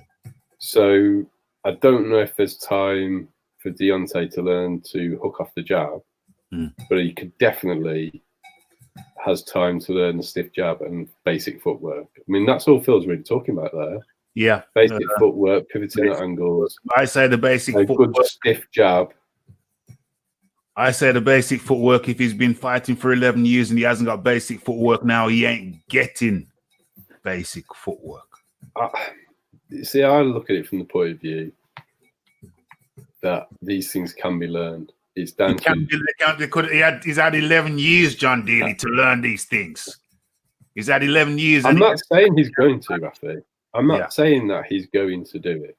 What I am saying is 6 months is long enough to learn these things. And if he doesn't learn it, and if he doesn't, but Deontay Wilder. Yeah, but if he doesn't learn them, I'll tell you the reason. If Deontay doesn't learn them, the reason that he doesn't learn them is the excuses. He's actually come out and said Tyson Fury didn't hurt him in that fight. That's the previous statement to them when he goes on to say, "Oh dear, the reason my legs were under me is because of my costume was so heavy." Oh dear me. Oh dear. So that will be the reason he doesn't learn these things, because I know that you could teach him how to do these things. I know you could legitimately actually teach him how to do these things. Could legitimately actually teach him how to do that shit. Yeah, and you could teach someone in 6 months to do that. Yes, but now the barrier. Yeah, this is excuses. He's not going to take it in. He's not going to take it in. Yeah. He might do it in the gym. He might do it in the gym, but come fight night, he's not going to. But you have to do it. You have to put him in hard sparring. I heard a guy on BDA phoning from Alabama who says that he knows Wilder. I don't know if he's lying or not, because I don't know this guy from Adam. But he said Wilder doesn't train really. He doesn't run. He doesn't do basic training. He doesn't skip. He doesn't, do the things you'd expect a boxer to do. All he does is spar, and the guys he spars with just run around the ring, and all he's practicing is landing the right hand on them. Oh, dear hell. So if you got in high quality sparring, you put him in high pressure situations, because I think that's what they did with Joshua to get him on the back foot. What McCracken said prior to the second Ruiz fight is, really you should have a tune up, but in this day and age we can't do it. So what we do it in sparring instead, and that's why they have these long camps. So he effectively has the tune up fight, but it's in the gym behind closed doors. Okay, so if they did do that, because that's it, isn't it? You're talking about when he gets hit, when he's in a fight, he's going to revert to type. Yeah, which people will do when they're put under pressure. So what you have to do is teach them how to stick to these things under pressure by either tune-up fights or creating that same situation but behind closed doors in sparring. Okay, so good point. So, and my point is that I'm going over back to Phil Walker in a second because I know he's got to get to work. And my point is that Deontay Wilder has never shown any desire to actually implement. No, I can't say that. Deontay Wilder doesn't appear to take on. Listen, let me put it another way. Due to the fact that Deontay Wilder lacks in the basic fundamentals in almost every single department, that says to me that he's not going to do what an Anthony Joshua did, which will go back to the drawing board and come back and implement that which he had been working on in the gym. I'm going back to Phil Walker. I say Deontay Wilder is not that type of guy. Phil Walker. He's too stubborn. He's set in his ways. He's stubborn. He's hard-headed. He's stubborn. He's set in his ways, and he lacks the basic fundamentals to do what Anthony Joshua did. Mindset. He lacks the mindset to do what Anthony Joshua did. Humble himself, and present himself like clay to be remolded and sculpted and come in a different fighter. I put it to you, Phil Walker, that all Deontay Wilder is thinking is that I'm gonna wear a lighter costume next time. I'm gonna get rid of the double agent The double agent. We haven't even talked about the double agent, Phil. Accusing the Olympian, the two-time world champion Mark Breland as being a double agent after all he's done for him. What kind of gratitude is that, Phil Walker? So let me say this right here. This is gonna be the last thing I leave you guys with. Yeah. I do agree that Deontay Wilder does not listen. He's come out himself and said, hey, the first Fury fight, we had a game plan. I didn't follow it. He said that. That's not my words. That's his. So we know that he does not listen. Now, with that being said, if Deontay Wilder comes to the conclusion that he does not need to change anything, and he think that the whole reason for him losing was just because of his legs, he's going to come out, he's going to make the same mistakes that he's always made. Okay, if he gets rid of a trainer that can actually teach him something, that's not just going to say, hey, you have a chance as long as you're not knocked out, then he's going to lose. Okay. Deontay Wilder needs to bring somebody in this camp that's a no-nonsense guy that's going to tell him, hey, look, man, this is what you need to do to win, and if you don't do it, you will lose. You will go down as one of the biggest punches of all time, but you will also be branded as somebody that never reached their full potential because you did not want to develop your skills later in your career when people figured out that you could not box. If you can miss the right hand, you can beat Deontay Wilder. So I say this right here. I do agree. 6 months is enough time to learn it. Will Deontay Wilder learn how to do this? I do not know. But if he wants to become a champion again, a true champion, if he wants to show everybody that, hey, look, I can come back from adversity and and I'm going to show you that I'm a real champion, then this is his time to do it. This is his time to do it. This is his time to change the minds of a lot of people who have doubted him for such a very long time. But he has to realize that he has to change. And that's just the fact. Will he change? I don't know. But we shall see. I appreciate you guys allowing me to come on. Shout out to the chat. Shout out to everybody on the panel. Deuces. 100%. That was Phil Walker all the way from Big Texas. Lovely of him to join us. And we're going to keep it rolling now. We're going to keep it rolling. We're going to go into some specific topics. And going to go into some articles I have seen from around the web. Let me share my screen with you. Link is the link in the chat? Did I put the link is in the chat? We're keeping this thing rolling. We're keeping this thing rolling, and in comes the man from over there. We've had Texas in the house. Now we going coastal. Now we're going down to the southern part. Big, no. The boxing Jedi. Put your headphones in for me, bro. Oh, can you hear me? Yeah, I can hear you. But have you got your headphones in? I think I hear a little bit of distortion in the background. Can you find your headphones, Boxing Jedi? Yeah, hold on 1 second. Let me just get them. Okay, bro. Okay, we're gonna move on to the first topic. Where are we? Woodfields. Yeah. That's a good place to start. That's a very good place to start. Let me share my screen. Let me share my screen with you. And boom. Okay. So Andre Ward feels that Wilder should not do Trilogy and explains why.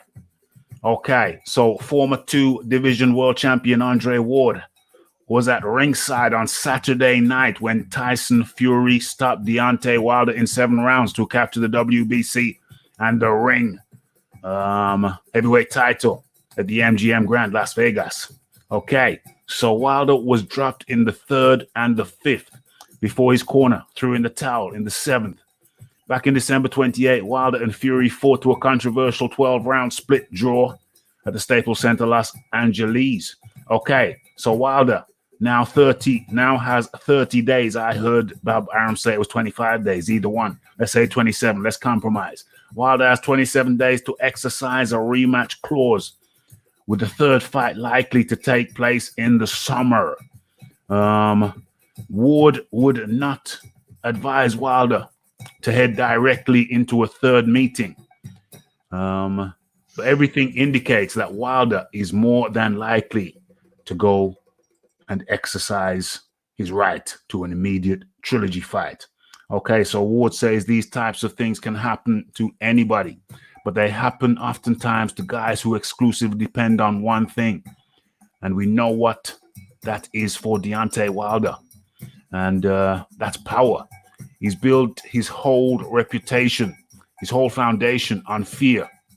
When you take that kind of reputation, when you have that kind of reputation, and when you have all these knockouts, sometimes your team can become enamored with you, instead of challenging you and saying, son, you may fire me, but I'm going to point out every flaw you have, because one day you're going to face a guy who's not going to follow the script. Tyson Fury did not follow the script. And oftentimes for a puncher, the fall is abrupt. And we saw that. I don't believe that Deontay Wilder is going to exercise the rematch clause in the next 30 days. His pride will tell him to, but I don't think he will. And I don't think he should. He's shattered psychologically now. That doesn't mean that he won't ever win a boxing match again. But I know the psychology of a guy with that kind of reputation. When it's taken from you, he could have justified getting hit with a big shot and getting knocked out cold. But when you get beat up, when you get outclassed, when you get stopped on your feet, your team are the ones, when your team are your biggest cheerleaders, the ones who are calling out all the good in you. And then you go and get knocked out. You'd be better if you got knocked out cold, because this is just no man's land. No man's land for you. So that's the article. Andre Ward feels Wilder should not do a trilogy. So let me stop that. Let me go to the Boxing Jedi. The Boxing Jedi, how do you feel about that? Well, first of all, your overview. Just tell me how you feel. Oh, brother, can you hear me much better now? Yeah, that's good. That's awesome. good. All right. How you guys doing, man? What's up? Comment section. What's up? Man, listen. Deontay Wilder should not. Listen. He should not do it. I know a lot of his fans are, no, he should redeem himself. And okay, I understand that. What he needs is fundamentals. He cannot.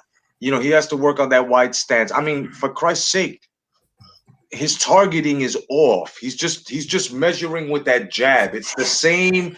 It's either jab, right, jab, right, jab, overhand. That's all and it's just patterned to the point that, when you also bring the fight to him, he doesn't know what to do. He's missing a lot of fundamentals. And if his fight fans, the extremes, were so, into him and wanting so much better for him, they would tell this guy, just like we tell our fighters, you need to do better, son. You need to pick up the slack. You need to learn your fundamentals. You need to learn how to use that jab. For Christ's sake, Lennox Lewis taught this man in a parking lot the secrets of the jab. Do you think that he actually, has actually, put this down on any? No, he hasn't.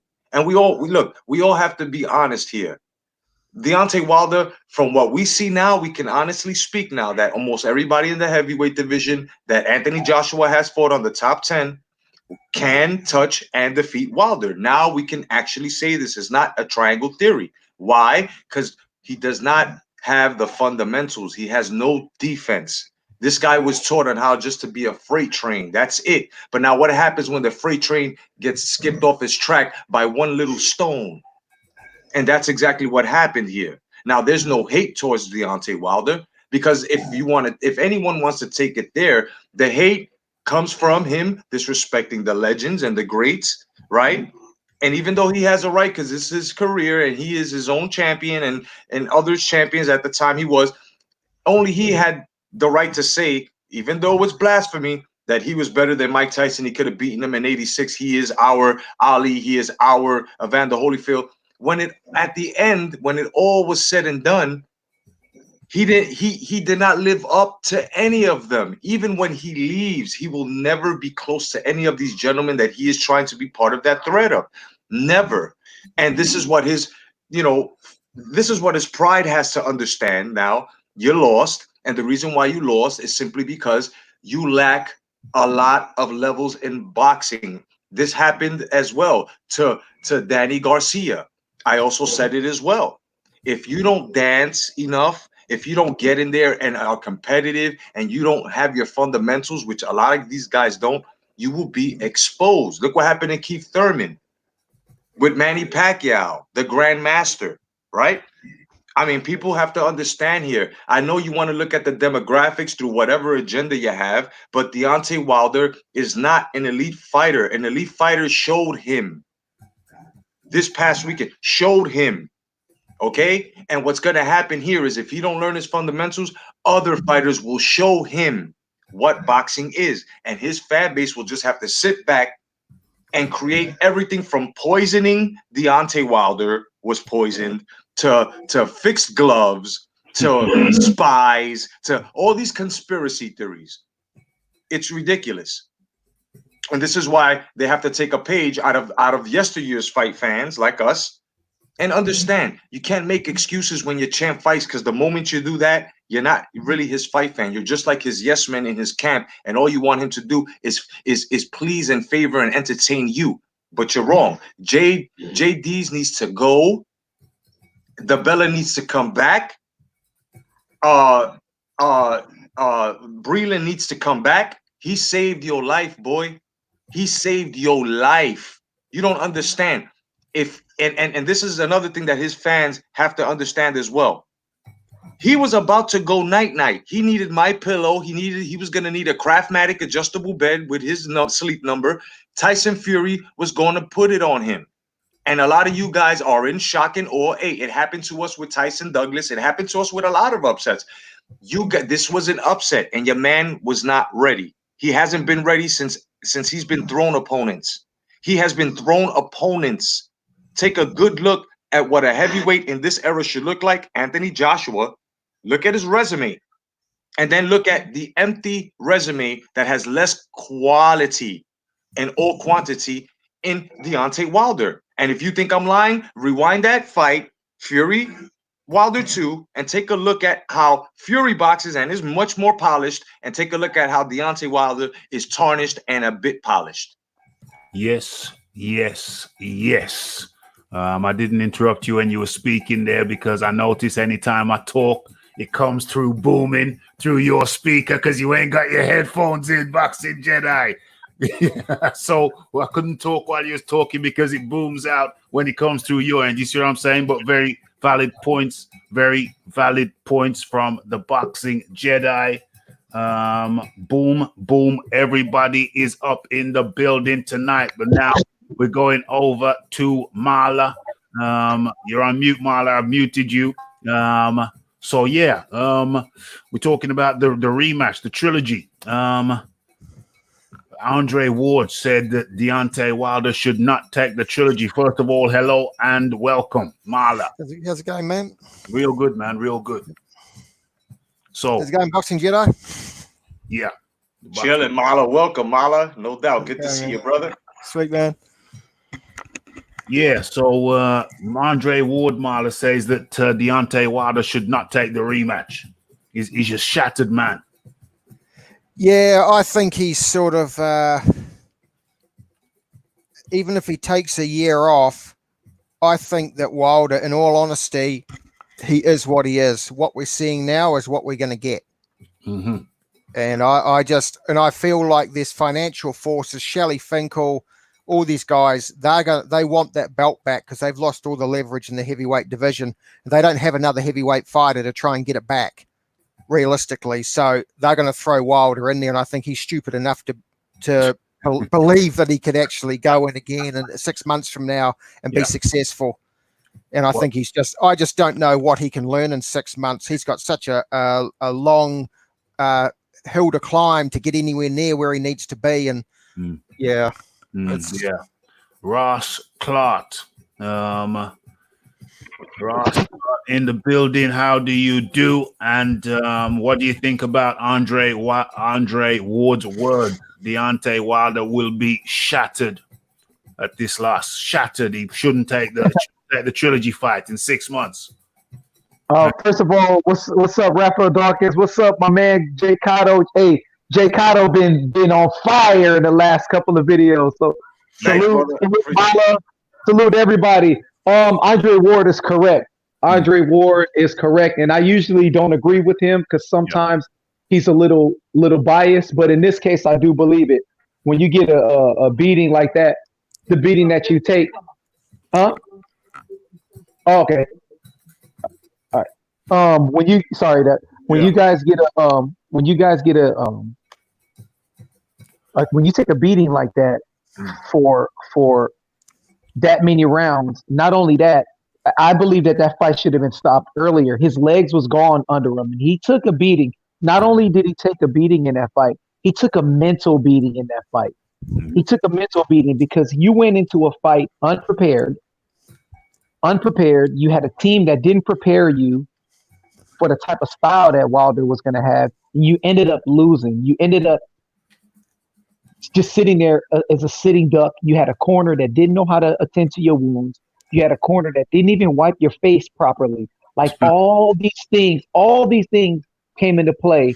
And then on top of that, mentally, you brought race into this fight. I hate when you bring race and your ethnicity into boxing. Leave it for boxing. Leave that for something else. You took that, all of these things. You had the weight on your shoulder. Now that you brought race into it, now you have all the black people who's into the pro-black. Now they're relying on you to be the victor, and you lost. Yeah. That's so sad. That's so sad. So Andre Ward says he shouldn't take the fight in 6 months. What say you, Ross Clark? I have to agree.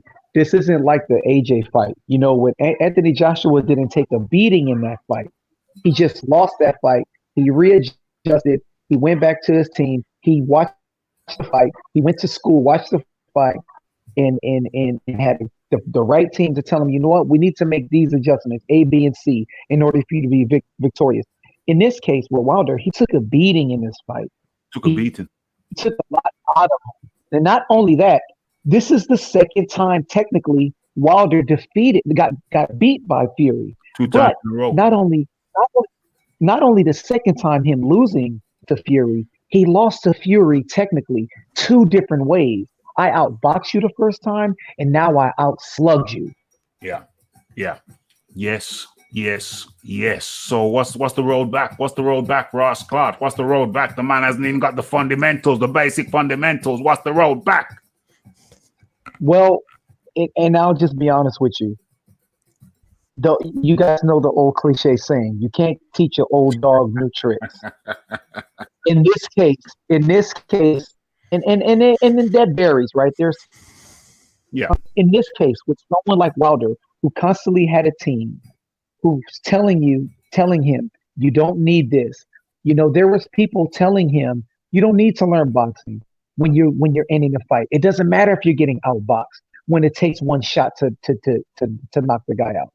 So even people, fans, his team, even fans was out there saying it doesn't matter that he was losing rounds because he could end it in one night. Having a mentality like that is so wrong for boxing, because that right hand one day will fail you, and that's what we saw Saturday night. Yes. John D. Lee. He shouldn't take the trilogy. He shouldn't go for the trilogy. Got to do something else. Work on his fundamentals. Take some lesser fights, according to Andre Ward. John D. Lee. Well, Andre Ward said this after the last one anyway. Yeah. Didn't 78? Didn't Kenny Porter's their father? No. Who did Kenny Porter have to regulate? Oh, yeah. Barbershop conversations. Yeah. Didn't he have a big go at Andre Ward after got the shit smacked out of him? Didn't he have a big go at Andre Ward after Andre Ward said Wilder should avoid Fury in the rematch after the first fight? Who had to go? Who had to go to? Barbershop Conversations had a go at Andre Ward. Oh, did he? I didn't know that. He did a whole video about how he loved him, about how he cried when he retired, and all of this. Oh, and yeah. how could you say that? How could you say that about Deontay Wilder? I did see that. Yeah. He actually pulled Andre Ward's. He removed his black card. He started talking about him saying it because he was mixed race. He did. I remember. I did a video on that. Yeah. So I'm not surprised that's Andre Ward's view. I'm going to keep an open mind because everybody wrote Joshua off after the amount of people in boxing that said Anthony Joshua shouldn't go into an immediate rematch. Yeah. And the consensus is it's not a good idea to go into an immediate rematch. Mm-hmm. But I don't have a problem with him doing it. Yep. I think we've already broken down that most people don't think he can learn what he needs to learn. Yeah. But maybe he can prove us all wrong. Maybe. You see, that's positivity. Maybe Big Boys Boxing. Maybe he can prove us all wrong. And maybe Andre Ward is wrong. Big Boys Boxing. Well, my fingers are crossed that, Deontay can bring something better to the ring next time around. And I'm all for a champion having the opportunity to be able to redeem themselves. Mm-hmm. I don't think he is mentally broken at this stage because he hasn't accepted it. Yeah. Once, you go through your processes, you got to accept it first, then you got to deal with it. If he doesn't accept it, he's never going to be able to deal with it. Therefore, he's never going to be mentally smashed. But, like I say, if he thinks he can do better in the rematch, then, go ahead and take it. I don't think he can. I think he's going to get beaten convincingly next time around, and that'll be the end of Deontay Wilder.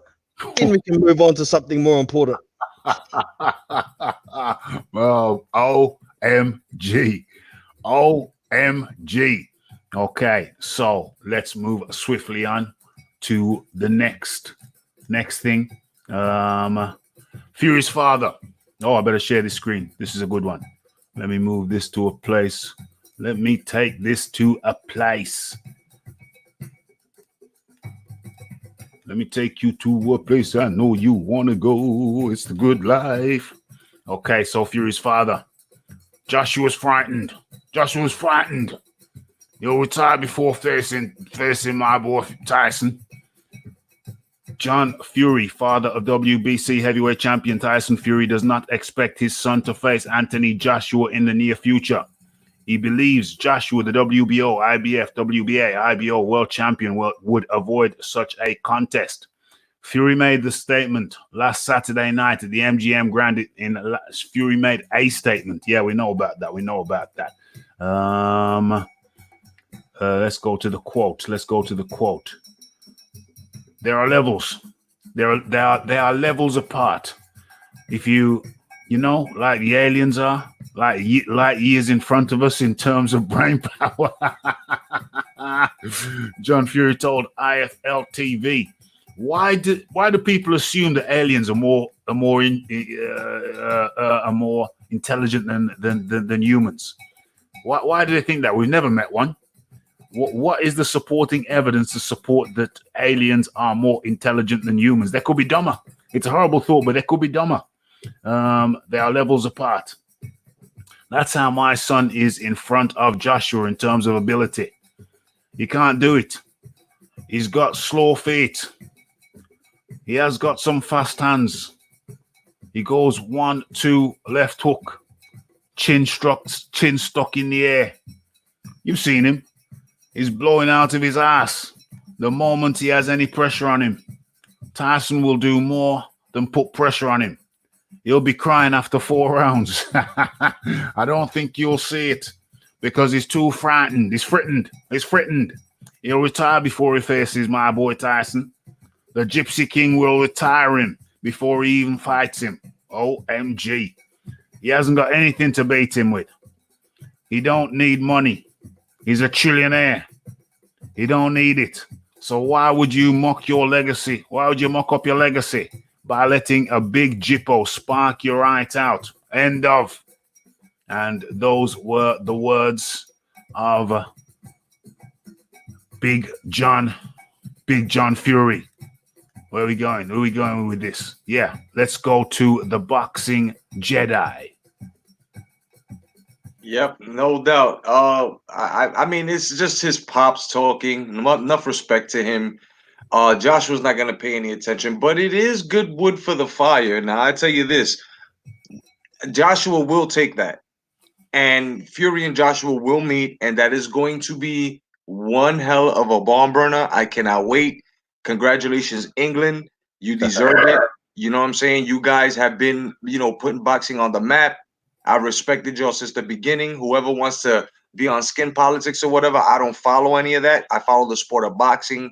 And you know what I mean? You have greats now. You have one great added on to the list. Congratulations. I hope you guys do the WBC and show the WBC exactly how it is that boxing's supposed to be, delivered and executed. You know what I mean? Here in America, this is why I don't call Deontay Wilder my American champion. To me, he can never be added on. You guys can do it. It's your prerogative, and so is mine. And since I've been watching boxing since '84, I have seen champions come and go and put themselves up there in greatness. I'm gonna have to let you know that's hot, Ross Clyde. I love that Punisher. I got the same one.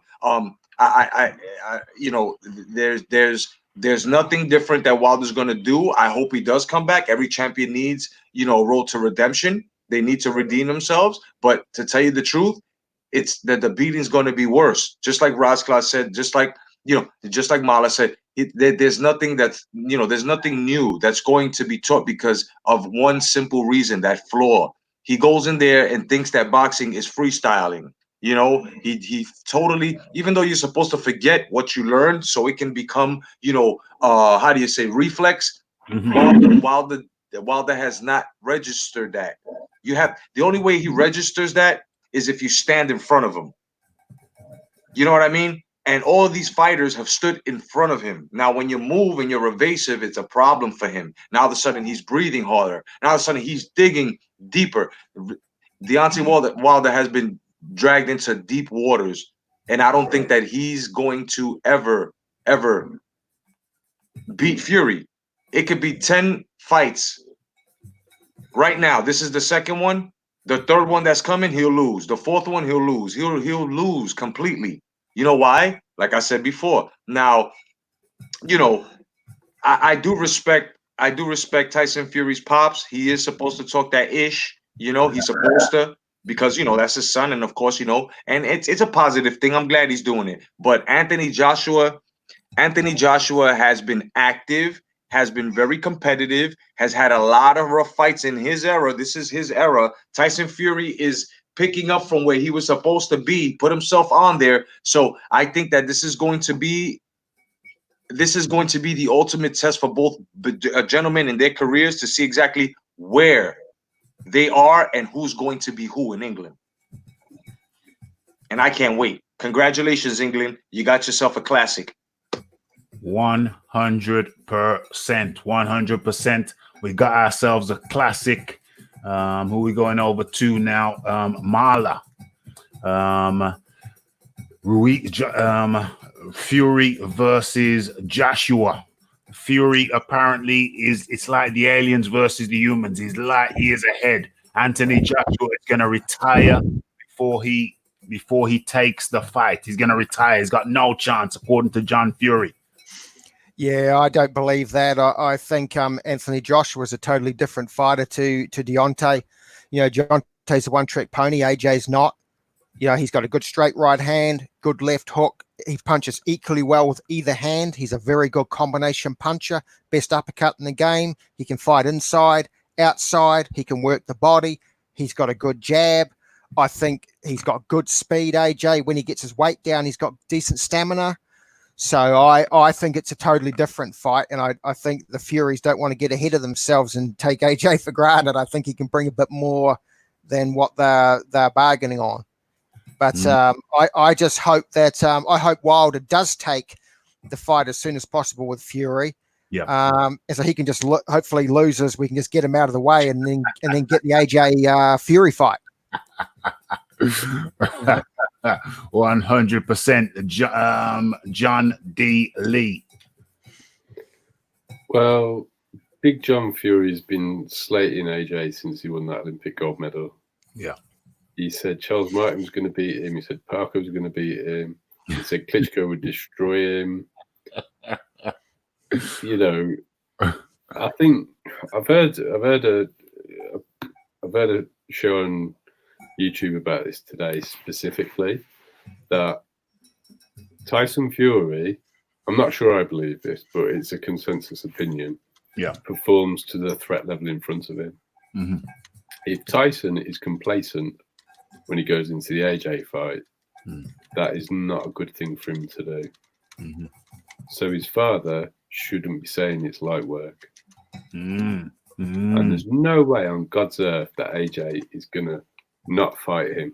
AJ, if anyone's has seen any of AJ's amateur career, AJ took on people with 3 times the number of amateur fights he had away from home and got to the finals of the World Championships and lost to the local fighter, a guy that was knocking people out. He knocked out, who's a Cuban, Savon. He knocked him out. Mm-hmm. It's not easy to say his name. Magadov Madrasov. Yeah. Magadov. Yeah. Now that guy had at the time 10 kilos, which for American guys is 22 pounds on AJ. Mm-hmm. He was a known puncher in the amateurs, and AJ stuck it on him. Yeah. Away from home, in front of the guy's home crowd. Yeah. So AJ's not afraid of losing. People have got this wrong. He's talked about it because AJ's actually quite open. Yeah, very open. He doesn't. People take that for weakness. Yeah, exactly. Whereas it's proven to be a strength in the combat fight. Proven to be a strength. Sometimes you have to be able to. If an objective person has to be able to look at their own weaknesses. Well, if you don't identify weaknesses, how can you get stronger? Exactly. So I don't think AJ will take Tyson Fury lightly. I think AJ will consider it a hard fight. Now, if Tyson's going to beat AJ, which I'm not ruling out, he needs to do the same. Yeah. There's no way on God's earth AJ ducks Tyson Fury. Ross Clot. Yeah. AJ should stay away from Tyson Fury. He's going to retire. He'd retire before facing Tyson Fury, according to John Fury. I have to disagree. I think, listen, man, when it comes to wanting to fight the best and not afraid to lose his own guy at the top guy, that's Anthony Joshua. No heavyweight right now has a better resume than Anthony Joshua. This is all facts. Not Tyson Fury and not Wilder. Now, you could kind of make an argument with Tyson Fury because he does have Wilder on his resume, but at the end of the day, it's Wilder. It's Wilder. You know what I'm saying? Like Wilder's resume, that's a whole nother topic. But again, Tyson Fury, AJ, I think it's a good fight. I think AJ will probably be relieved that he's not fighting a shorter guy. Yeah. Which is his Achilles heel, right? He's going to be fighting a taller guy. Anthony Joshua is not afraid to fight taller guys. Anthony Joshua is probably more dangerous when he's fighting a taller guy. So these are the things, again, Tyson Fury and his father, they're good. They're great sellers of the boxing business. They're great sellers of. They know this is a whole different ball game when it's Anthony Joshua versus Wilder. Because remember, now we're talking about somebody who can hit with the left and the right hand. And not only that, we got someone who's not afraid to go toe-to-toe, and he's also not afraid to box, and he knows how to box, and he knows how to fight coming forward. So this is a whole different ball game, way different fight, and I really want to see it. I don't want to see a third fight with Wilder because remember, the first fight was a draw. No one won. Yeah. So the second fight is technically the tiebreaker. Second fight is a tiebreaker, and Fury beat him bad. So do we want to see a third fight? No. We want to go straight to Anthony Joshua and Tyson Fury. 100%. 100%. What my views on this are that Anthony Joshua would relish the opportunity to go up against the Gypsy King, Tyson Fury. Relish it. Unfortunately, I think Anthony Joshua's plan was to face Deontay Wilder first, and then the Gypsy King, Tyson Fury. But it hasn't worked out that way. The Gypsy King took care of Deontay Wilder once. I think they're going to have a trilogy. I think they're going to do the trilogy, whether Wilder wants to do it or not. I think his people, his Shelley Finkel, the Shelley Finkels, I think they're going to want to cash out on him maybe in this last fight. If he doesn't fight Fury for the second time, I think he's in trouble in terms of who does he sell against? Who does he sell with? Who can he get big fights with? The biggest fight for him would be Anthony Joshua. But they were protecting that unbeaten streak. Now that he's lost the unbeaten streak, I can see him not fighting Tyson Fury, taking a few soft touches, and then wins, and then going in for the Anthony Joshua fight. I think that's how Shelley Finkel, Al Heyman, they're seeing his vulnerability now. They probably always knew about his vulnerability, but his vulnerability has been exposed to the world. And so now I think if you're looking at if Shelley Finkel and Shelley Finkel and what's that guy's name? Al Heyman. If they're looking to cash him out now, which I suspect they may be, I think the way they get the most money is to take a couple of soft PBC touches, and then in the background negotiating with Anthony Joshua. And I think that's his best way, the way he makes the most money. Maybe becomes a mandatory for one of the other belts, maybe, but I don't think that facing Tyson Fury again will bring the best financial yield. And I think that's what them guys there, the Shelley Finkels, your Al Heymans, that's what they're looking for. They're looking for the best yield, best return on their investment. And so, yeah, I'll say it again to make it absolutely clear.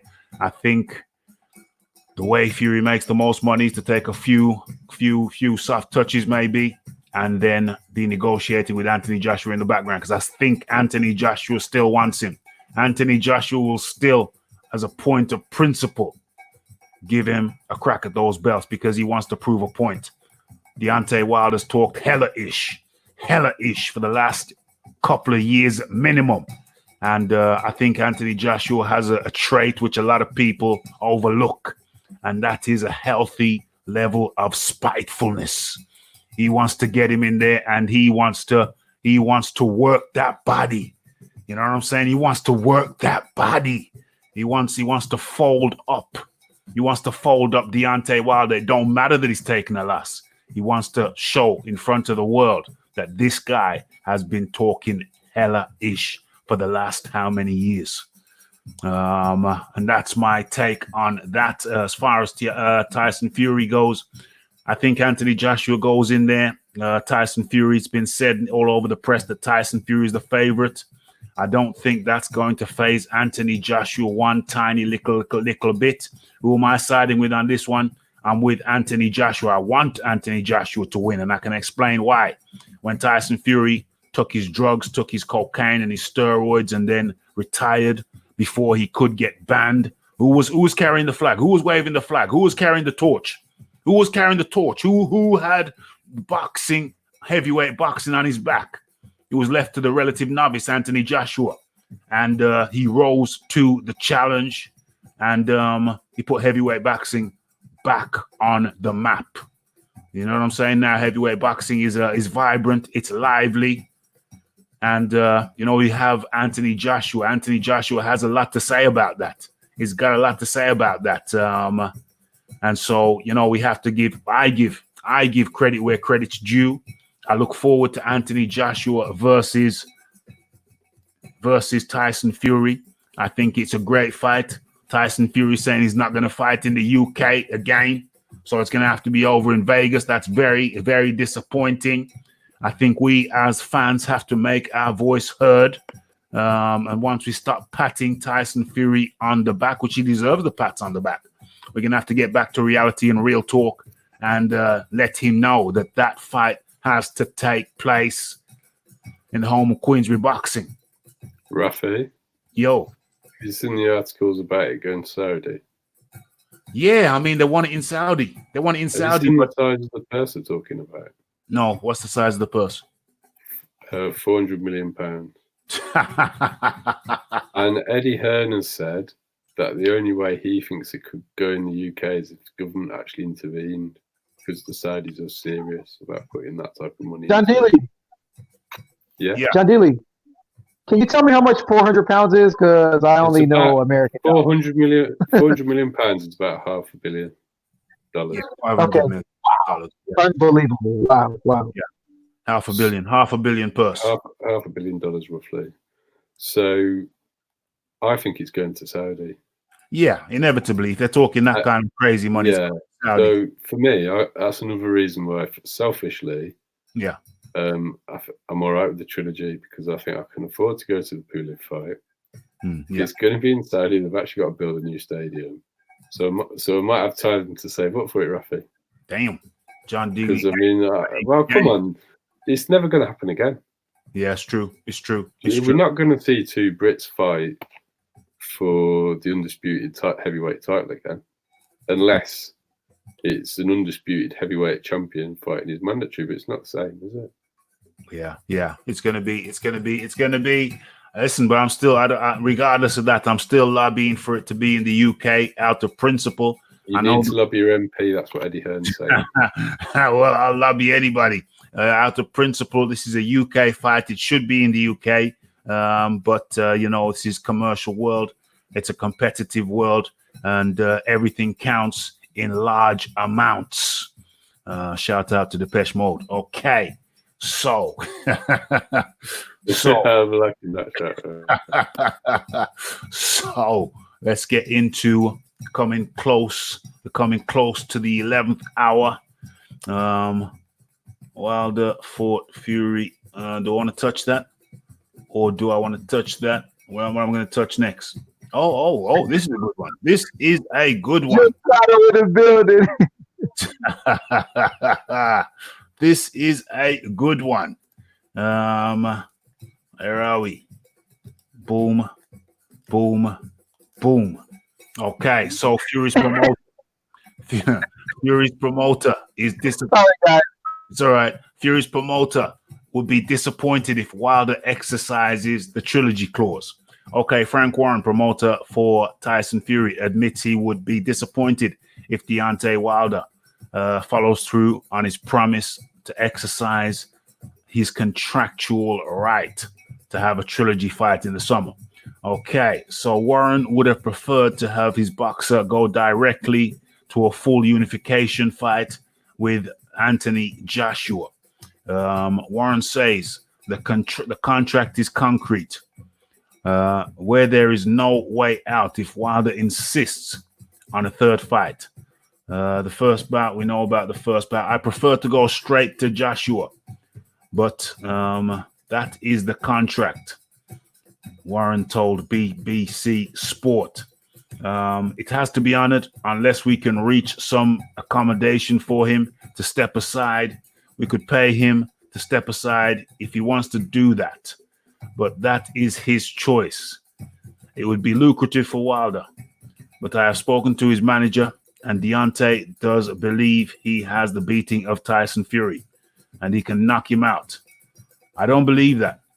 I fancy Tyson to stop him before the fight at the weekend. Before the fight at the weekend. If he insists on the fight, we're locked into it.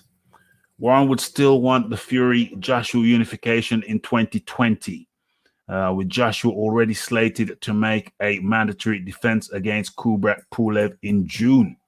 I want it before the end of the year, provided Anthony Joshua does not get defeated by anyone else, says Frank Warren. Okay, so Frank Warren wants the Joshua fight, Joshua versus Tyson Fury. That's what Frank Warren wants. So that is a good sign, Boxing Jedi. That's a good sign. Yes, it is. And I think it's the way to go. Simply because not only is it good for them financially, not only is it good for the sport, it's very good for Wilder. I mean, Wilder doesn't have the proper dance steps. Like I said before, many have mentioned on the panel and before. If he takes this fight unprepared, it's going to be worse. So I think he should get his hands up, do it correctly, go through the levels that he skipped. Now is the time to fill that up while the big boys do what they got to do. And we will see who's king of England. You know what I mean? Because Anthony Joshua deserves it because he's been fighting hard, came back and, got his shit back. And now Fury definitely deserves it. Coming back from whatever he put himself through, redeemed himself, top of the world again. Now he wants to go higher. He wants to fight the king of the heavyweights right now. So he has to do what he's got to do. And I think that's a perfect way to go. Yes.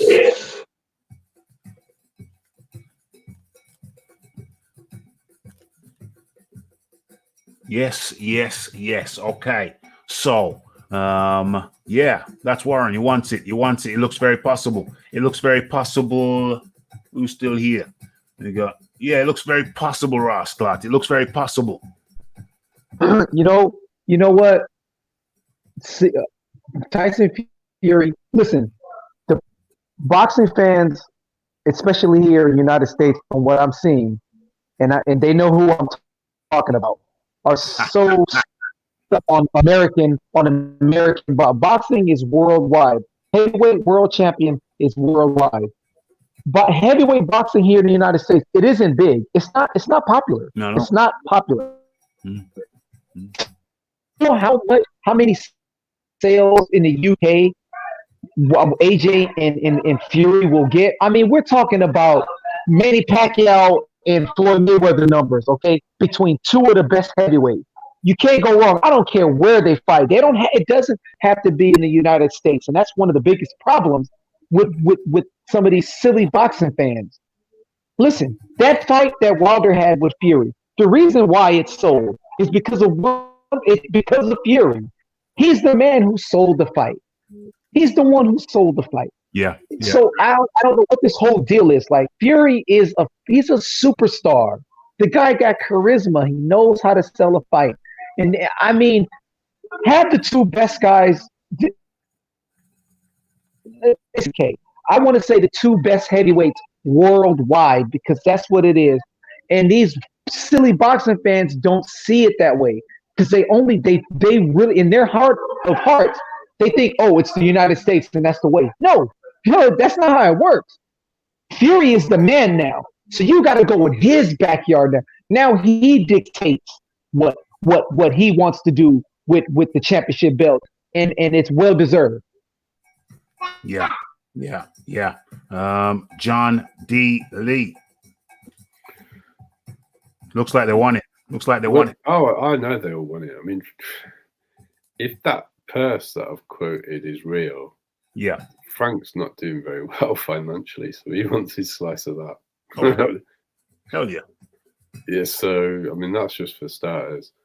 I didn't know that he'd said they'd pay Wilder step aside money. Yeah. I mean, that seems like the perfect answer because everyone's talking about he hasn't got time to learn. It's the perfect. They want to cash him out. Mm. I mean, we haven't even talked about the actual damage he sustained. Who? Could he really turn that around in what are we talking about? July. Talking about July. However, bad news. I'll come back to you, John. Bad news. I'm away driving back from work. I was doing a late shift down at the gym, late session, and I tuned into another podcast, the big one, the biggest one, probably the biggest independent one, probably. And they had Bob Arum on, and he said that they would like it in June, July. However, they're talking about a new stadium in Vegas or Dallas or somewhere, and it's going to be completed. Is it the Raiders Stadium? Yeah. That's in LA. Yeah. The LA Raiders or Oakland or wherever they are now. and that would be, if they did it there, that would be October time. So that would mess up everything. So I hope they don't have it in the stadium. I hope they stick to June, July, or better still, John Dealey. We're talking about the step aside money, which is a new element. Step aside. Well, I'll tell you what, Bob Arum would quite happily have that Saudi fight for that type of money. Oh, yeah. There seems to be enough money sloshing around for it to pay Wilder, a lot more than he got for fighting Luis Ortiz. Let's put it like that. To step aside. Yeah. So the step aside option, and he doesn't have to take a fight in between if he just says he needs to fight Fury to redeem himself. Well, the step aside. And so if he's guaranteed to be the first person to fight for the undisputed fight, if they can work that, I don't know. I mean, I don't know what would happen with Pulev if Fury lost, because I would have thought Bob would be trying to strip that belt straight off whoever won it. Well, I suppose, no, if AJ won it. If Tyson won it, I don't think Pulev would be saying anything. He'd just wait for his mandatory to come up. If Fury lost, then Bob's going to do everything he can to get Pulev, the IBF to strip AJ, won't he? So yeah, it wouldn't be the undisputed, but Wilder would get to fight AJ, who'd beaten Tyson Fury. So I mean, I don't know. Yeah. So give him time and give him money, and surely they're just looking at Wilder as, well, we need to cash this out now because he's damaged goods. Yeah. So there's a potential there. There's a potential there for Wilder. I think it's a good opportunity. It's a good opportunity for Wilder to just step aside and heal up and stay in the gym. Hopefully, theoretically, potentially, possibly acquire some new skills that he can actually use in real time in a fight. I think that's the best option for Wilder. Sit down, take the step aside money, count your blessings, thank the gods, get on your knees, thank the gods, look to the stars, and say you got some step aside, make up a fake injury again. I don't think he needs to make up any fake injuries, Raphie. Did you see the pasting he got? Well, there's some serious trauma there. There might actually be some real injuries this time. I mean, I know they've come out and said he didn't burst his eardrum, but I don't believe it. Well, something went wrong with you. Your ears don't bleed like that from just a little cut, or maybe it does. I don't know, but but I don't trust what they release about injuries, because did you see Spence? Did you see Spence in the ringside? I didn't really catch him that much. No, he looks like he's mentally impaired. Looks like there's been some mental trauma from that crash. Yeah. Oh dear, that would be harsh. That would be rough. I don't wish that on anyone. I'm just saying. Yeah. I don't trust what that organization discloses from an information point of view, because it's all propaganda. Yeah, and also, John, like I was saying, these guys don't live the boxer's life. These guys get drunk all the time, so he more than likely was drunk. I'm confident the man was drunk and he's fat. He was like a blimp, wasn't he? I've seen a picture of him. But I mean, I think Errol Spence, hopefully that's not the case. I know you're not wishing it on him, but I'm definitely not wishing it on him. My point is, wishing on him, but I think Errol Spence is one. My point is, what they're saying about the eardrum, I don't trust. It's possible. It's possible. And I think there's other things that I think he got ragdolled by a 270-pound man, and he was just taking unanswered shot after unanswered shot. He was taking unanswered shot after unanswered shot, and he may have some legitimate. He probably it's best for him to take some time off. But this gives him the perfect avenue to take that time off, because now he's actually getting paid to chill out. He's getting paid to chill out. But I want to get to this thing here because I saw it before I went live, but I didn't have time to investigate it. Cristiano Wu, he was in shorts while Fury was making his entrance. I know, because there was a camera showing him waiting more like 5 or 10 minutes, really. So the suit thing, he was only in the suit for like 5 or 10 minutes. The 45-pound suit thing was utter nonsense. I mean, any common sense told me that if you put something on and it was heavy, you're going to put it on at the last second, the very last second. You tell me when we're ready to go, okay, throw that thing on, Then we go to the ring. All that nonsense that he was around there, standing around for 20 minutes, and then at a half a mile ring walk, all that nonsense was utter nonsense. And I saw it for what it is. I didn't believe that he was standing around in a heavy uniform, as he wants to call it. I didn't believe that he was standing around in a heavy uniform for half an hour, 20 minutes. That's complete and utter garbaggio. Complete and utter garbaggio. And I want to get through these last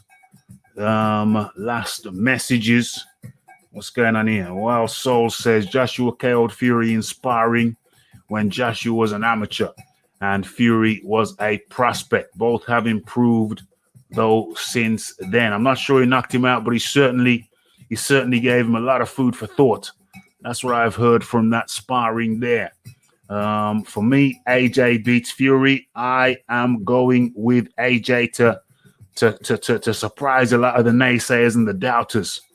We're looking at here, Cal L. The AJ and Fury planets must collide. They have been on course. The stars are aligned 100%. Who's seen the new Ring Magazine rankings? Not me, but I will have a look. Well, the Ring Magazine belt was on the line, wasn't it, at the weekend? Yeah. So Fury's definitely number one because he's got the belt. Number one. They favor him. They favored him. I think that he was number one before this. So they do favor Fury. I think they're like the governing bodies, though.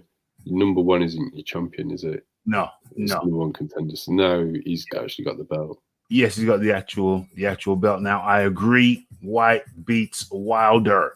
Do I want to touch on this? I got a feeling that the pacing's right. I feel that we've chopped up enough tonight. There's plenty other topics that I could go into, but I just have a feeling. I just go with my feel. My feel says this is good. This is good. Joshua v. Fury. Any chance of Hearn v. Warren on the undercard? That would be delightful. What do you make of Fury's dad saying he won't fight AJ unless it's a 640 million person, a 50-50 split? These people really love a 50-50 split. They love a 50-50 split, but who's been doing the hard lifting? Who's been doing the hard lifting? Who was doing the hard lifting when you was chilling? Get the hell out of here. You take 40 and be happy. I don't think that's going to happen now, Raphie. What's not going to happen? Hearn's already said it'll be 50-50. Hearn said it, but Joshua was saying, well, explain it to me. No. This is since Fury won. Yeah, I know. And I think winning away like that. When they talked about the 50-50 for Deontay Wilder, he said, explain it to me. He's going to need explanation again. Yeah, but it's not the same thing, though, is it? It's not the same thing. Fury's won on the road against the other champion. He's collected the other belt. Yeah. And Fury's getting big offers now. He's getting big offers, but he ain't getting no offer like Joshua offer. Well, I don't know. The offer from Saudi, that's been put in the Express today, is for Tyson Fury's next fight, even if it's Wilder. Even if it's Wilder? Yeah. Oh, so Wilder should fight him then? Well, I'm not making a case for anything. What I'm saying is the purse being offered by the Saudis to Tyson Fury is bigger than what they offered Joshua for the Ruiz fight, according to the Express. I don't know if it's true. And what I'm saying is that if that's if that is, Wilder should fight him because it's massive money.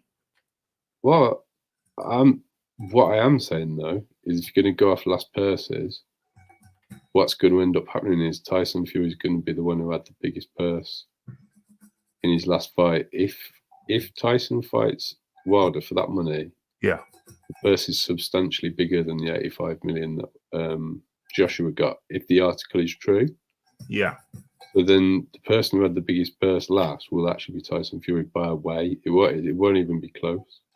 So in that case, then Deontay Wilder would be crazy to Deontay Wilder. Yeah. When we move on to, let's say Tyson wins a trilogy in Saudi Arabia. Yeah. And gets the reported purse for that they're talking about. Which, if it's a 60-40 split to Tyson Fury, which is what it's supposed to be in the rematch clause, then he's going to be getting something like £250 million. Well, if that's the case, that's great. No, but that will mean that he's got an argument to A-side Joshua. Oh, yeah. That's my point. if that happens, then it's 50-50. Fair enough. You can't say, because my issue with 50-50 is that you should only be getting your commercial worth. Yeah, no one know. So but what I'm saying is that the win increases, then it warrants the 50, and it warrants 50-50. Then it should be 50-50. I'm all about a man getting his due. I know you are, Raphie. So I'm just telling you about this because I hear what you're saying, but what I'm saying to people in general, at large, I'm explaining my position. I'm not saying, oh, Joshua's got to get more just because. That's not what I'm saying. I'm explaining to the people in general that I want the man to get what is due, not what is not overdue. Do you know what I'm saying? Not over what is due at an expense of a next man's pocket. But if Tyson Fury then becomes that kind of draw of which has been spoken about in the Express, then he's totally worth 50-50 versus Joshua at that point. You see what I'm saying, folks? At that point. Yeah, I know that's where you're coming from. Yeah. I just wasn't sure if you knew about the article. No, I didn't know about the article, but yes. So if that's the case, that's great. That's great, not just for Tyson. That's great for boxing. The boxing Jedi. We're coming to the end. I think we are. We kind of there. We kind of there. It's 2 hours 35. It's kind of good with me. It's 1 minute past. It's 6 minutes past 1 a.m. over here in the UK. The boxing Jedi. You got some final thoughts of this whole damn shizzle. Man, I've been at this ever since the fight. I've been debunking stuff on my channel. I even have a video where I tried to be straight and I just couldn't because of the laughter with the excuses as to Deontay Wilder being poisoned. Like that's a new low there. You know what I mean? And I just couldn't hold my face on the camera. You guys can go check it out if you like. I left it up there because I found it very funny. I just gotta see it like this, man. Deontay Wilder has potential. The problem is that he's not gonna be able to see it. He never did because he was too busy listening to everyone else. Now let this be a lesson to everyone out there, even his fight fans, even though they're not gonna learn, but those that are actually have seen it. Let this be a lesson that power is not all about boxing. And if you see something wrong with the schematics as to them trying to shove somebody in your face with all of these agendas and all of these blasphemous things about the greats, they're not who they say they are. And you should know this by now. And we all need to be unbiased, not try. We have to be. So that means that if you're quick to get on somebody else's fighter for doing something that's not legal, you should be able to check your fighter too. If you're quick to say, Anthony Joshua lost to a fat guy out of shape, and you should be able to say, Wilder lost to a fat guy out of shape, and it's even worse. The fat guy was a crackhead. Come on, guys. Come on. You got to be fair to yourself. And the reason why you guys are hurting is because you allowed yourself to get hurt. And you've talked a lot of ish. And now you don't want to retract. It's okay with us. You don't have to retract. Just don't do it anymore. Let's stop all of these agendas. Let's become a boxing community. We've been calling for this for the longest. There are people that have prophesied this. There are people that have laid this down a while back. So now I think it's enough that we know that there will never be one face in boxing. There will never be one person who can capitalize fully off of boxing, no matter who they are. And there will never be one champion in any division because of these politics. So if you want Deontay Wilder to really come back, be real fight fans and don't have him fight Tyson Fury again. Because now, if when Tyson Fury beats him again, right? If he activates his clause, there will be no more excuses. This is what I'm telling you guys. There will be no more excuses. Everything that you guys have put together, all of these clans, and it'll be dead. It's already dead. But you guys will actually put your own nail in the coffin. It'll look like this, gentlemen. You're closing it and you're hammering yourself in. We're not going to do it. We let you guys do it to yourselves. Wilder did it to himself. He didn't hold the candle to these guys, said he was better than the greats, and look what happened. And now his whole pride is because he did it to himself. And you guys are doing it to yourselves. That's all I gotta say. God bless. Stay vigilant. Can I plug something real fast, Raph? Tonight, 10 p.m. America's time, guys. If you can make it, late night boxing talk. I'll be there. We'll be talking this out. Yo, John, everybody else, thank you for having me, man. God bless you, Raph, and God bless Combat Radio, man. No doubt. Much appreciation to the Boxing Jedi. Thank you, Boxing Jedi. Salute. Take care, bro. And final words from John D. Lee. I didn't know about the step side money. It's actually giving me some hope we might see the Undisputed fight next. 100 is good, man. It's good. I still haven't seen anything official. Like, how many days did it take AJ to come out and do an official press conference evoking the rematch clause? It's 30 days, isn't it? It's 30 days. He's got 30 days, but AJ came out rapid, didn't he? Oh yeah, that's right. Oh, I see what you're saying. Yeah, it can't. It's quick. It's quick, real quick. Yeah, they did like a full official press conference, whereas we've seen tweets and social media stuff, but nothing actually that I think's behind it. Yeah. He said he's off to Nigeria, isn't he, for holiday, Wilder? You're talking about Wilder? Yeah, we haven't had anything official. There's nothing official that he hasn't officially accepted it. Because I mean, 25 days to 30 days. I thought the Pulev fight was going to get announced this week because I thought there was going to be a rematch, and I thought they'd announce it quickly. According to the latest that I've seen, it's not. Oh, the video. Check the video, folks. I think I've seen the video you're talking about. The video, but the folks in general, they haven't seen the video, and in the video it says that they still haven't decided on a venue. So I think it's like 75%. The deal is 75% done. Do I get the? I think they're holding back to see what Wilder does. Okay. Because Pulev will do whatever Bob tells him to do, won't he? Yes. So, I mean, Pulev's taken step aside money on more than one occasion. Yeah, Pulev likes a good step aside check. Yeah. So I don't think there'll be any issues there. I thought initially they'd just announce a rematch straight away. So I thought we'd get the Pulev announcement this week. That you'd imagine the Undisputed instead of the Pulev. Instead of Pulev. Yeah. Oh, I'm thinking about the Undisputed after Pulev. No, because what I think they'll do, the money involved will be so big. Yeah. All the sanctioning bodies won't care. Yeah. Pulev is Aram's fighter, so he's under control. Yeah. So that's why I think they haven't announced the Pulev fight for Joshua yet. Okay, because Frank Warren is saying that he's talking about Undisputed so long as Joshua beats Pulev. Yeah, I know he is, but I don't think Frank Warren really calls the shots. I think Bob does. You don't think Frank Warren's too much in the loop? Okay. That's very interesting. Very, very interesting. That's good.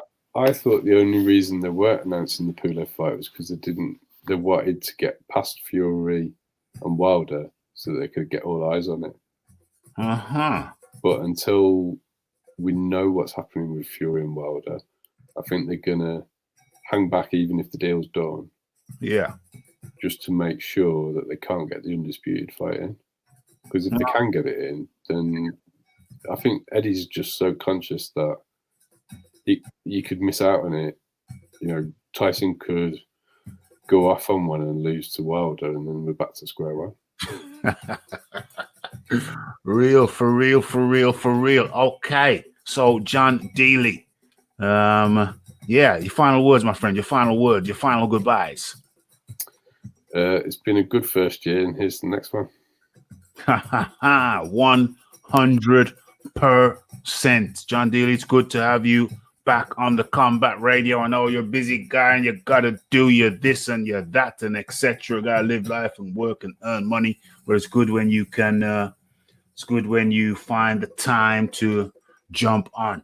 Always a pleasure. John Daly been supporting the channel for a long time in the 1 year that we have been in existence. So John Daly, much appreciation. Take care and speak to you soon. Okay, so that was John Daly. And then there was one. Let's have a quick look in the chat before I go. IBF really is strict on the mandatory fights. Pulev is the IBF. I see that fight happening next. I think Joshua fights Pulev next, and then Undisputed comes boom after that. Any potential Undisputed, I believe, comes after that. That's June. IBF in June, July, the mandatory, and then all being well, we have the possibility of the unification. One name, one champion. 1 year. Raphie Dawkins Combat Radio. Congratulations. 1 year of the Combat Radio. Yes, yes, yes. It's a combined effort. Peli Grosso. Haven't seen Peli Grosso in this neck of the woods for a long, long time. What do you make of this Fury conspiracy, Glovegate theory? Speculation that Fury's fist was fitted in the wrist portion of the glove.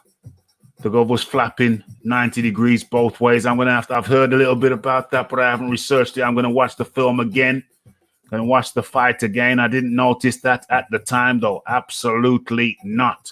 But it certainly is interesting. Glove flapping, I think it's kind of ridiculous. That would be bad for the wrist unless you had your hand gloved up, taped up in such a way you wouldn't go over on your wrist. But that would be very, very difficult to do. Hit that like and subscribe, and hit that button for notifications and donations. Donations to the PayPal button. It's a one-hit thing. Don't be shy to tickle that PayPal button. Yeah. It's footage from the first fight. Damn. No chance the commission officials check both the fighters' gloves. Glovegate. Maybe Fury was hanging out with Dillian White. I love to Cristiano Wu. I just realized Cristiano Wu is in the building. They love to downgrade Dillian White at every chance they get, but yet Deontay Wilder ran from him.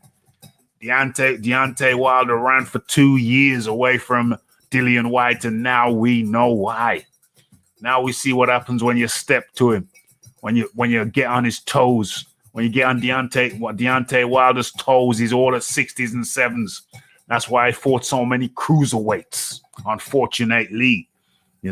Stayed away from the top guys.